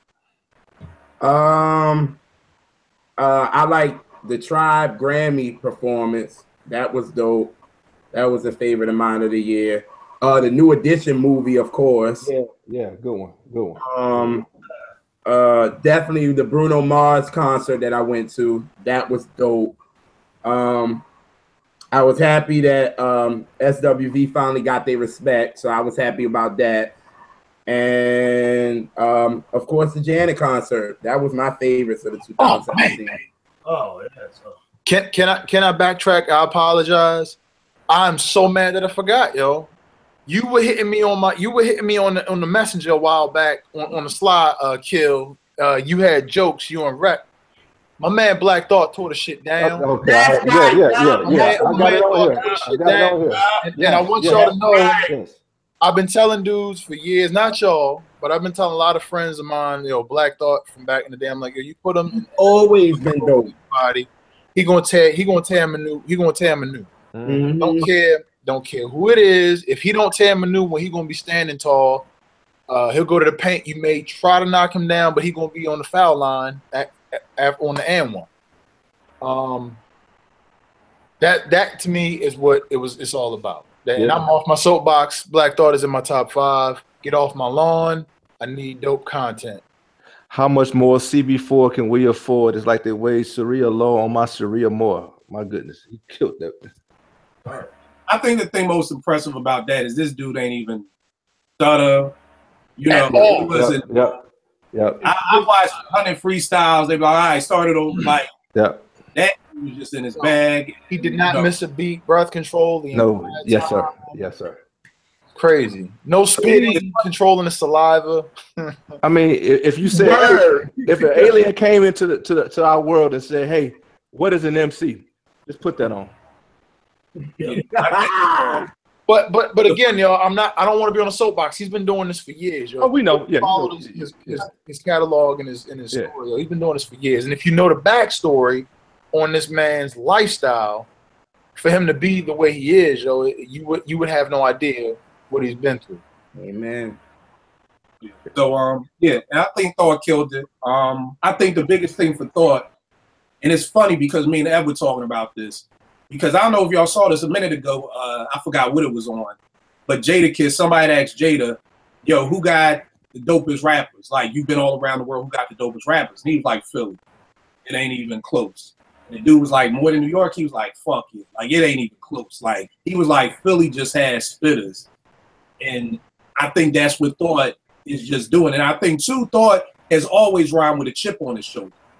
You know what I mean? So I think it was like, I'm going to Hot 97. And I mean, you know, Thought trying to be humble. Like, oh, it's just something I wrote. That nigga was ready for Hot 97. He was ready to go up there and raise that bar and double dog dare nigga to come up there and try to do it better. And the crazy part is, and this is the last time we'll talk about it, you'll never hear any of that shit again in another rhyme. You know, he's got rhymes for days. Yeah. So just Thought being Thought. Like I said the other day on Twitter, you got a lot. The Roots are at a point now where they have a lot of fans that may have never even heard of Al. So I think for a lot of people, it was like an oh shit moment. I ain't know. But like Jay said, Thought been doing this for years. If you was a Thought fan, it's like, yeah, that's Thought being Thought. You know what I mean? So it really, you know, but it is what it is. Vay, what you got for some of your dope moments of this year? I had Black Thought, and I also had Q-Tip, the Rant. But Q-Tip, I had Q-Tip Rant, and I also had the Mason and Cameron little battle thing, because I found all those things like to be kind of entertaining on a number of levels, not just some hip hop stuff, but just like the comedy of it. And like I wasn't looking for no big lyrical showdown between Cam and Mace. Just like with Black Thought, I think a lot of people really only know Mace from Shiny Suit. They don't know Children of the Corn Mace. They don't know Murder Mace. They don't know the dude. The reason why Puff signed him, he didn't get to do much of that, but there was a reason why Puff signed him, because the dude was nice. I didn't know he was still nice. That was the surprise when I heard the record. I just knew it was going to be comedy, because Mace doing interviews with fucking like ski hoodie hats on and shit. Yeah, I know that. I just knew it was going to be entertaining, so I was all in, because I'm like, oh, Mace and Cameron beefing. I'm here for the jokes. Yeah.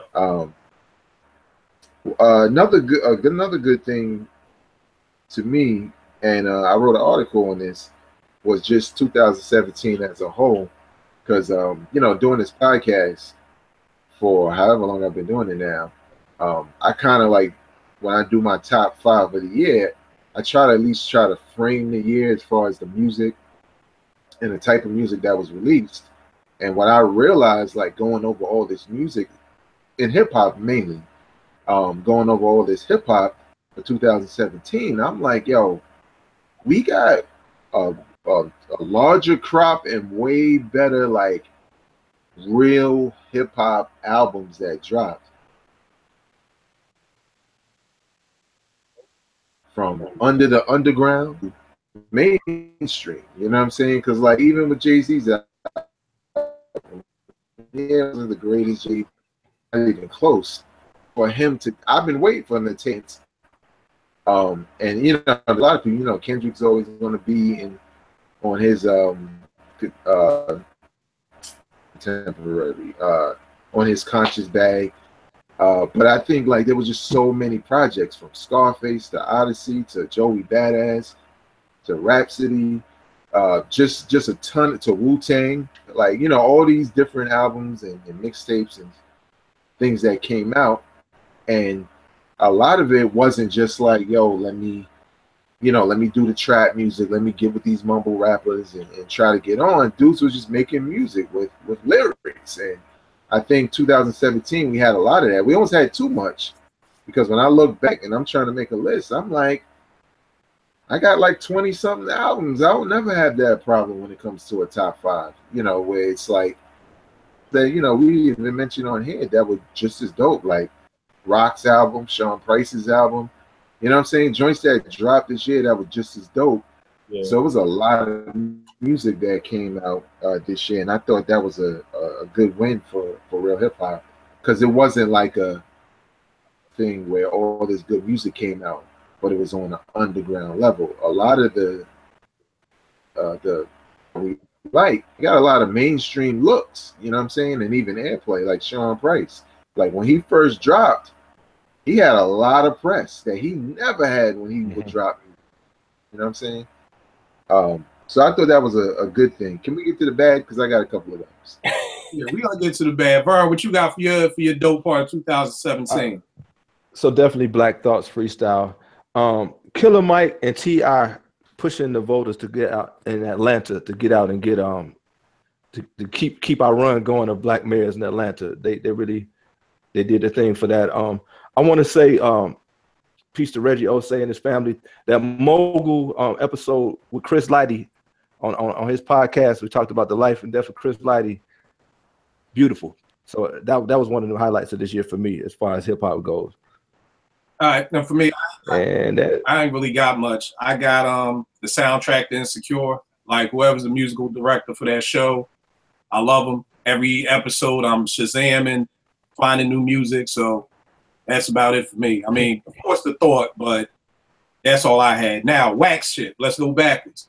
The whack thing for me and it's hard for me to remember the whole year. Well, to me, let me get real quick. Oh, my bad, Tone. You had your thing. What you got? Hey, just real quick, I had a couple quick thoughts. One is when I saw Jay-Z recently in Charlotte, I appreciated his growth as an MC because I remember seeing him back in the Volume 1, Volume 2 time era or whatever, and seeing him now, he's a better performer.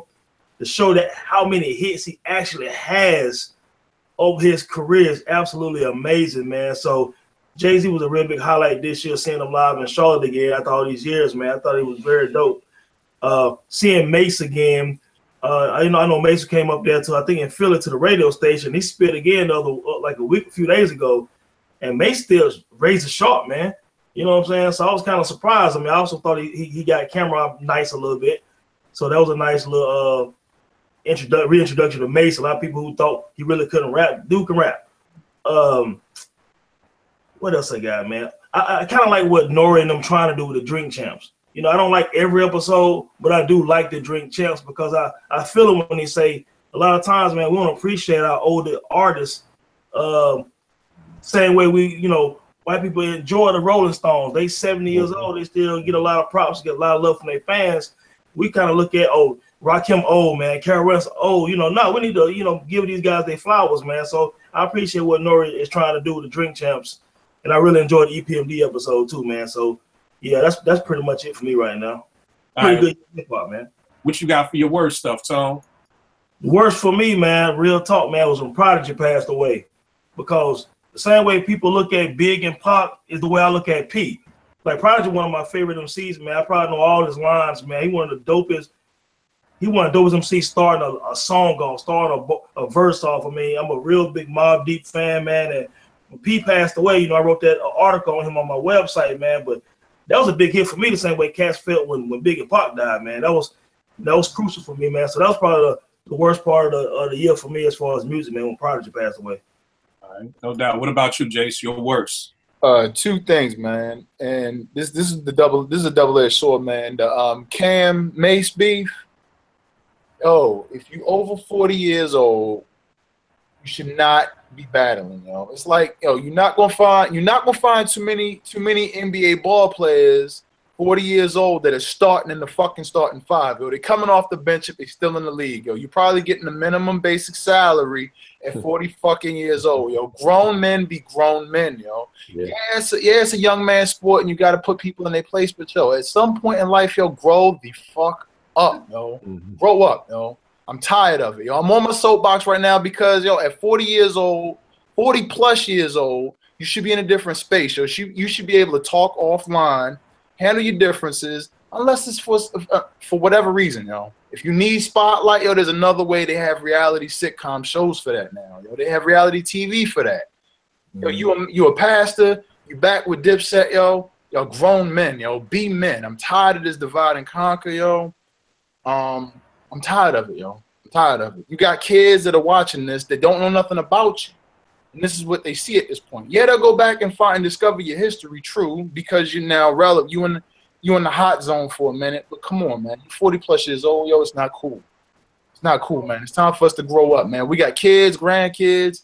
I'm not fighting, You're not messing with my money. You're not messing with my family. You're not messing with my food.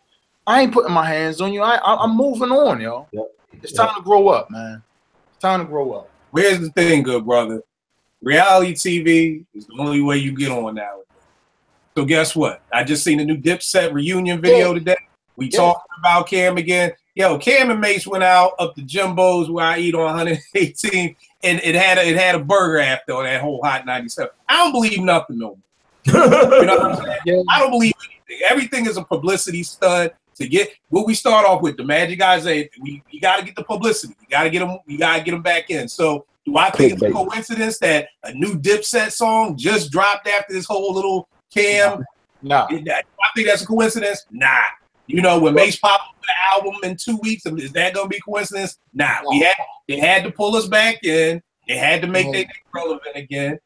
So I mean, I don't think then you got going to the radio and I hope nobody get hurt. I hope ain't nobody getting killed over this shit, man. I mean, where you look through all the beefs through hip hop, I mean, maybe with that Pac thing, because I know Compton was on fire. Hold up, what happened this past year? What happened this past year? Within the last 2 years in out in Brooklyn.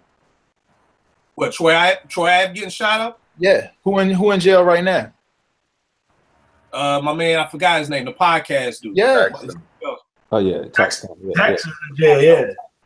Yeah, man. I mean, no, I'm not saying that it doesn't happen, but I'm just saying that the extent of I don't take any of these beef serious. You know, like I don't take reality TV series. I don't watch. Well, what's the difference, Kill? Here's the difference in the situation, Kill. You 40+ years old, married with children. There are a lot of people that are watching this that are maybe not that far advanced in their life or in their mental stability. No, I mean, I agree with you. I mean, if you're saying we shouldn't have reality TV and having people act like this, I agree with you wholeheartedly. I'm just saying the sad part is this is how you get on now. Yeah. If you're an actor, they were pushing actresses and actors to those shows like the Bachelor and Flavor of Love and all them shows to get on. You know what I mean? Like the fact that the chick Nene, and I only know this because I'll be in the room with T, the Atlanta Housewives chick, the Nene chick, she had the Howard Theater doing comedy. I'm like, yo, you a comedian? Like, so this is how you get on in 2017. It's sad, but it is what. The one other thing, one other thing, and then I'm done, man. I'm gone. We got to do more. Like Nori, give respect, credit to people that have come. It's sad when a lot of people can make more money overseas with the content than they can here at home because people don't appreciate it. I just salute all artists, man, trying to do their thing, and that's it. All right, no doubt. JR, what you got for the whack parts of 2000? I just got like one sad moment, and that's when Fat Domino passed. Yeah, that was that. Yeah, we played him a lot, and my grandmother and grandfather loved Fat Domino, so I was raised on his music. So when he passed, it was like, ooh. So the first person I was able to call was my grandma, so she was kind of heard about that. So that was a moment. And rest in peace to Al Jarreau as well. Oh, no doubt. Yeah. Al Jarreau, yes. Yeah. That was another one, but that was kind of a sad moment for me for 2007. I don't know too many whack moments, but that's about it. All right, no doubt. Greg, what you got? You said you had a lot for us. Nah, I really only got one. I think Joe Budden's aggression towards the mumble rap generation or whatever was kind of giving old heads a bad name. It wasn't what he was saying, because most of what he was saying I agree with. It was just how he was going about it, because I feel like I was young before. If an old head at my time when I was young comes at me aggressively about what I'm into, I don't give a fuck who you say is classic. I don't give a fuck who you say, whatever you say is better. It's the way you're approaching me that's turning me off to you and everything you represent. Like with him, I dug what he was saying, but it was the you could watch some of the interviews. It was the aggression that was kind of throwing dudes off. Sometimes, you smother your message when you do that. You know what I'm saying? Because it's harder to hear when everybody's mad at you and you're looking at, well, shit, I'm just being successful at what I do. Why is everybody mad? And what they go to is, oh, you mad because you old. And it kind of turns into immature tit for tat between actually immature and adults who are acting immature. So I kind of felt like every time I would see Joe Budden, and he didn't do it that much. And again, what he was saying, I was with him. I just think the way he kept going about it was painting a picture of everybody from our era being like that, being irate about what they're doing, when honestly, I don't give a fuck. You know what I'm saying? That's how I feel. Yeah.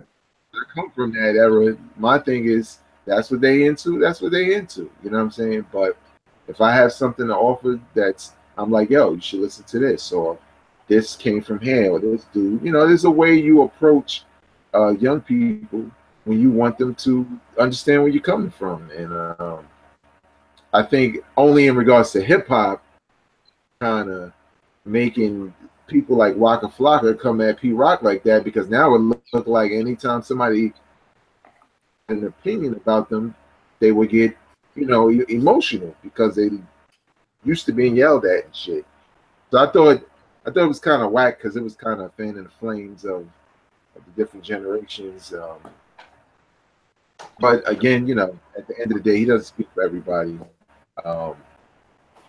It's not that every young kid only likes mumble rap, because I know some young cats who can't stand that shit, and they really only like real hip hop. I was shocked, honestly. That I was like, damn, I didn't know y'all existed, but they do. So that was one of the things that kind of bugged me in 2017.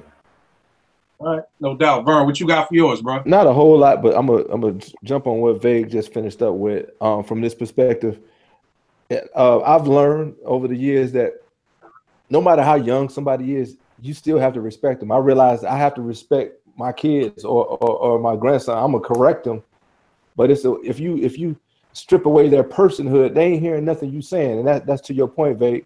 You know, if we would come with some wisdom, you know, put the medicine in the food so they can get it. They'll take a piece of it and learn it. Because as men, you know, especially, you know, the younger cats, they already gassed up and everything, and ain't nobody gonna disrespect me. So if you come at them with disrespect, you could just forget whatever it is you're saying to them.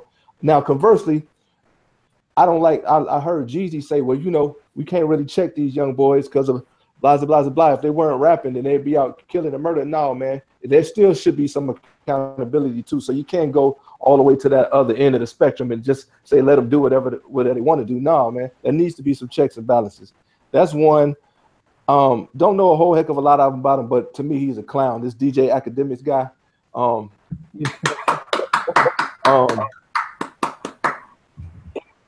This is the first time in my life, and probably the last, that I would ever cape for the Migos. Man, don't try to clown them little skinny dudes, man. I done seen those skinny dudes scuff some folks up, man. So don't try to clown them and play them like they're so dumb that they don't see that you're trying to clown them, man. And the last thing, as a father of daughters, this Amber Rose, 21 Savage, Slut Shame, whatever. Tone, two or 3 years ago, Tone and I got into a debate on Twitter because we said that we don't know many fathers who would want their daughters to become strippers. You remember that? Wow. Yes, yeah. I remember that. Yeah. And I'm like, we really have to debate this and have to stake our position as to why we said what we said. So that whole thing, I'm tired of that. But other than that, I'm done. Slut walk. Yeah. Good old slut walk. I'm empowering myself. No, you're not. Right. Don't fool yourself. You're not. Well, let me stop. Because now, let me just stop. Hey,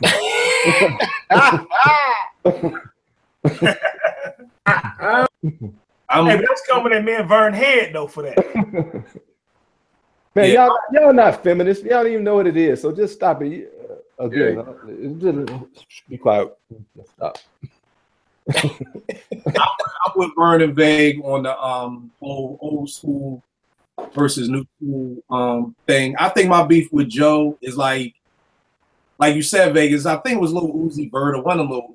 Everybody's a little nigga nowadays. So one of them little niggas, and like he was like, dude is looking at him like, yo, Joe, why you mad? Like, you know, and my beef with Joe is you bark on who you think can take your bite. And that's my beef with Joe. Like, I don't know. Very true. He was up on Taxstone, but Taxstone was getting his ass. Yeah. And that nigga just put on his scarf and walked away. You know what I mean? So I'm like, where's that little Uzi Vert video you had? You know what I mean? Screaming at the dude and all this. Where's that for Taxstone? You know, or where's that when it comes to, you know, the Migos? You just got up and walked away. Where's that fire that you got in you? So I feel like Joe tries to pick his battles here and there. And that's probably why nigga got punched in the face during that whole Whoop thing when he was saying he was better than meth, you know. But I do think we got to come. I don't know what it is. I don't need no Mr. Farrakhan squashing Ice Cube and Common beef, but somewhere the old school got to get with the new school. And like Vegas said, I don't even know 2 Chainz, Wiz, they all say motherfucker to me. I don't know. This and Pete, like it's just over the top now, you know. So I would like some type of respect gotta be, you know. Just not to cut you, Kill, but I don't even think it's got to be an old head, man, because a lot of old heads aren't necessarily the best people, man. It needs to be somebody that's respectable and accountable, man. Somebody that's viable. It don't have to be an old head. You can learn. I've learned just as much from the youth that I work with, that I've been out with you with, as they may be taken from you or me when we give advice. You know? So I mean, it needs to be somebody respectable and accountable. Accountability is my big thing. Mm-hmm. I don't know how that happens. And then the worst for me was just the deaths. Again, Combat Jack, Prodigy. I don't even have the list of the deaths, but I know we lost a lot of people in 2017. And again, for me, the worst for me was Combat Jack this morning. Yeah. So, people, again, just because I call Prodigy on this shit, don't mean I wasn't one of the biggest Prodigy fans in the world. That nigga was a beast. So, Prodigy's death. And then just the way he died, like choking on an egg. Like, yo, that's just, crazy. I don't know if y'all used to watch that show, HBO, what was it, 6 Feet Under, 6 Feet Deep? But they would start off every episode with how somebody died. And it's just, I just don't want to go out on I don't know what I'm saying. I guess I just, just such a bug way to die. Like, like you choked on an egg. Like, really? Like, damn, this how we lose P? Choking on an egg, you know what I mean? So I wish that report wouldn't even hit the airways like that, man. I wish it would just been your son passed away and that's it. I hate it turn into this whole, because TMZ tried to make it a fiasco, man. They clowning this man's death, man. It was real corny the way they was reporting a lot of this information when he passed away, man. So I just hate it even came out. Yeah. And the sad part is it's like Dame Dash, not a person I quote a lot, but just the culture vulture. TMZ don't report on hip hop. Like y'all stay with the lane that y'all in. Like, wow, I was shocked that y'all even reporting. I'm shocked TMZ even know who a Prodigy is. So just stay in your lane, leave hip hop, we'll report that, and just stay in your lane or whatever. Yeah, one question for you, man. One question for you, kid. You're in Philly, right? Well, I'm in Maryland now, from Philly. Right. So, real quick, man, what's the thing with this Gillie the Kid dude, man? You know what I'm saying? I know he's from Major Figures and all that. I mean, I know who they are when he first came out. He had a quick little run, 1 or 2 little songs. But why does he really get that love like that in Philly like that? Yeah, Gillie just one of them dudes who, like, he a real street dude. You know what I mean? So, like, when he had a problem with Cassidy, like, the nigga actually came up around my way. Like, Gillie is like that dude. Like, you know what I mean? He's the dude who's in your neighborhood. May not be the dopest lyricist, may not be the dopest, writer, may not have the dopest songs, but, niggas just respect the street etiquette to the point that you ain't gonna diss Gillie. You know what I'm saying? I saw Will Smith in the studio with him one time a couple of years ago, and I thought that was big. Like, Yeah, like it's one of those things like, Gillie could talk all that shit about Cash Money. Ain't none of them Cash Money niggas say nothing back about Gillie. It's like how you used to always say with MOP. You never heard nobody ever diss MOP. You know what I mean? Like, whether they was going that whole G Unit breakup, you ain't never heard nobody utter anything about Lil Fame or Billy Dance. Like, no, you didn't. Like, and those are the dudes who you could tell, like, those are the ones you don't want it with. So, trust me. I mean, Gillie calling out Wayne, like, yo, he don't write his rhymes, I do. If that was somebody else, they would have been, Cash Money would have been trying to play them.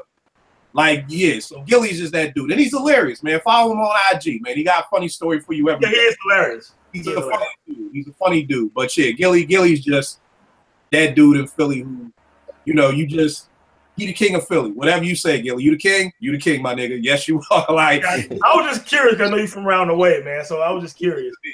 And then that's what happened with him and Cassidy. It's like, just leave it be. Like, yeah, Gillie, So that's what it is with Gillie. But yo, everybody appreciate it. Know it's a long show. Yo, Tone, give them all the stuff. Dope website, Enter the Dome. Give them all the stuff where they can get at you. I appreciate it, man. Just if you guys on Facebook, it's just Tony Haynes, man. The Dome is just enterthedome.com. It's DA. So it's not the Dome, it's DA Dome. But yeah, so much love, fellas. Appreciate you. No doubt. Jace, give them all your stuff, good brother. J Tyler 0801 on IG at JERIKTYLER on Twitter. Shout out to you, Kill. Thanks again for the platform. Another good year in the bag, fellas. Yes, sir. JR, what you got for us, good brother? Yes, Junior's World of Soul. Check it out. I'm just the R&B kid. That's it. So just check me out. I'm Music Soul Nick with a Q on Twitter and Instagram. Yo, you gonna tell them what we was talking about earlier with the radio station? Oh dang, I forgot all about this. And we just talked about it. I'm my bad. Yeah. I'll say it for you. A radio station wants to have JR's highlight like a top 5 list every week. You know what I mean? Based on the stuff that he's doing on the site. So I'm proud of you. Like I said, when we met 2 years ago, I told you had a blog in you, had a website in you, and dope things. You did. Yes, you did. Yes, you did. I'm super proud of you, brother. I can't wait. Thank y'all. Thank y'all. Thank y'all for the love, for real. Radio from New York, so this ain't no little, you know, no disrespect to other states. Like this ain't no Nebraska radio station. Right. This is a station getting at my man. So proud of you, brother, for real. Thanks. Hey, give everything, man. Niggas in Nebraska mad now. Like, what the fuck you mean? I don't like that. I don't like that.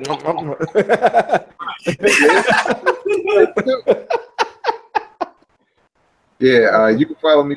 Put it in Instagram at Vegas World INC.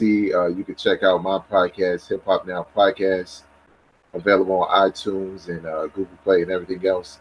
We're going to be doing my top 5 hip hop albums 2017. Probably right after the Christmas holiday. So stay tuned for that. Yo, roll your hair back out, Vegas. What happened? Roll your hair back out. Ain't nothing wrong with your hair now, man. I'm just mad you cut it off. Yeah, well, I had to, man, but that's on the low, though. Hopefully I'll be able to let people know why I cut my hair. Oh. But you know what happens when niggas groom up, you know what's going on. Yeah. You know, it's like, oh, this nigga looks sharp. Like, you got a job interview. Right. These bills ain't gonna pay themselves. Right. No doubt. Vern, give them everything, good brother. VE Chandler 10 on Instagram and V Chandler 10 on Twitter. And I want to say I appreciate y'all. This is a great release for me, man. Days be stressful and stuff, so I look forward to. And I gotta say, bro, y'all have forgotten more hip hop than I've ever learned, dog. Y'all are some heads. So I learned a lot, and of course, JR, you already know, bro. You came here 2 times before. All right, no doubt. You already know this with me. Kill 889 Twitter, IG. We'll make beats for food again. I thank y'all every week, but I really mean it from the bottom of my heart, man. It's crazy. I was looking at through the writer's bench in the corner and this. Yo, I've done 180 podcasts, man. Wow. Like that's a lot of episodes, man. So, and again, you know, my pastor always taught me don't ever be the smartest person in the room. So that's why I always try to keep you brothers around me, you know, because I know I'm gonna learn so much more. So appreciate the hell out of y'all. It's been a dope year. Looking forward to more dope years with y'all and the dome becoming bigger, you know, JR's world get bigger, you know, Vern on the drums, Vegas doing his thing, JR with the DJ, Jace with the DJing and the beats. Just hoping that we all just have a even doper 2008. Prayerfully we don't lose as many. But the sad part is sometimes I forget as we grow old, other people are growing over. That's true. That's true. I kind of get stuck sometimes. Like, oh yeah, I'm 41 now, but I'm 43. I'm not 2 years off. You know, you forget that now Mom Dukes is in the 60s, and you know all these other artists that we grew up that were young, they're older. Then also two big rest in peace shout outs. MF Doom lost his son. Yeah, sure did. Yeah. So definitely want to shout that out. Yeah, so want to definitely shout that out. And definitely, I can't imagine. I can't even imagine. So, you know, nothing but blessings for him and his family. Love y'all, man. Check y'all next year. I appreciate y'all, man. Likewise. Appreciate it.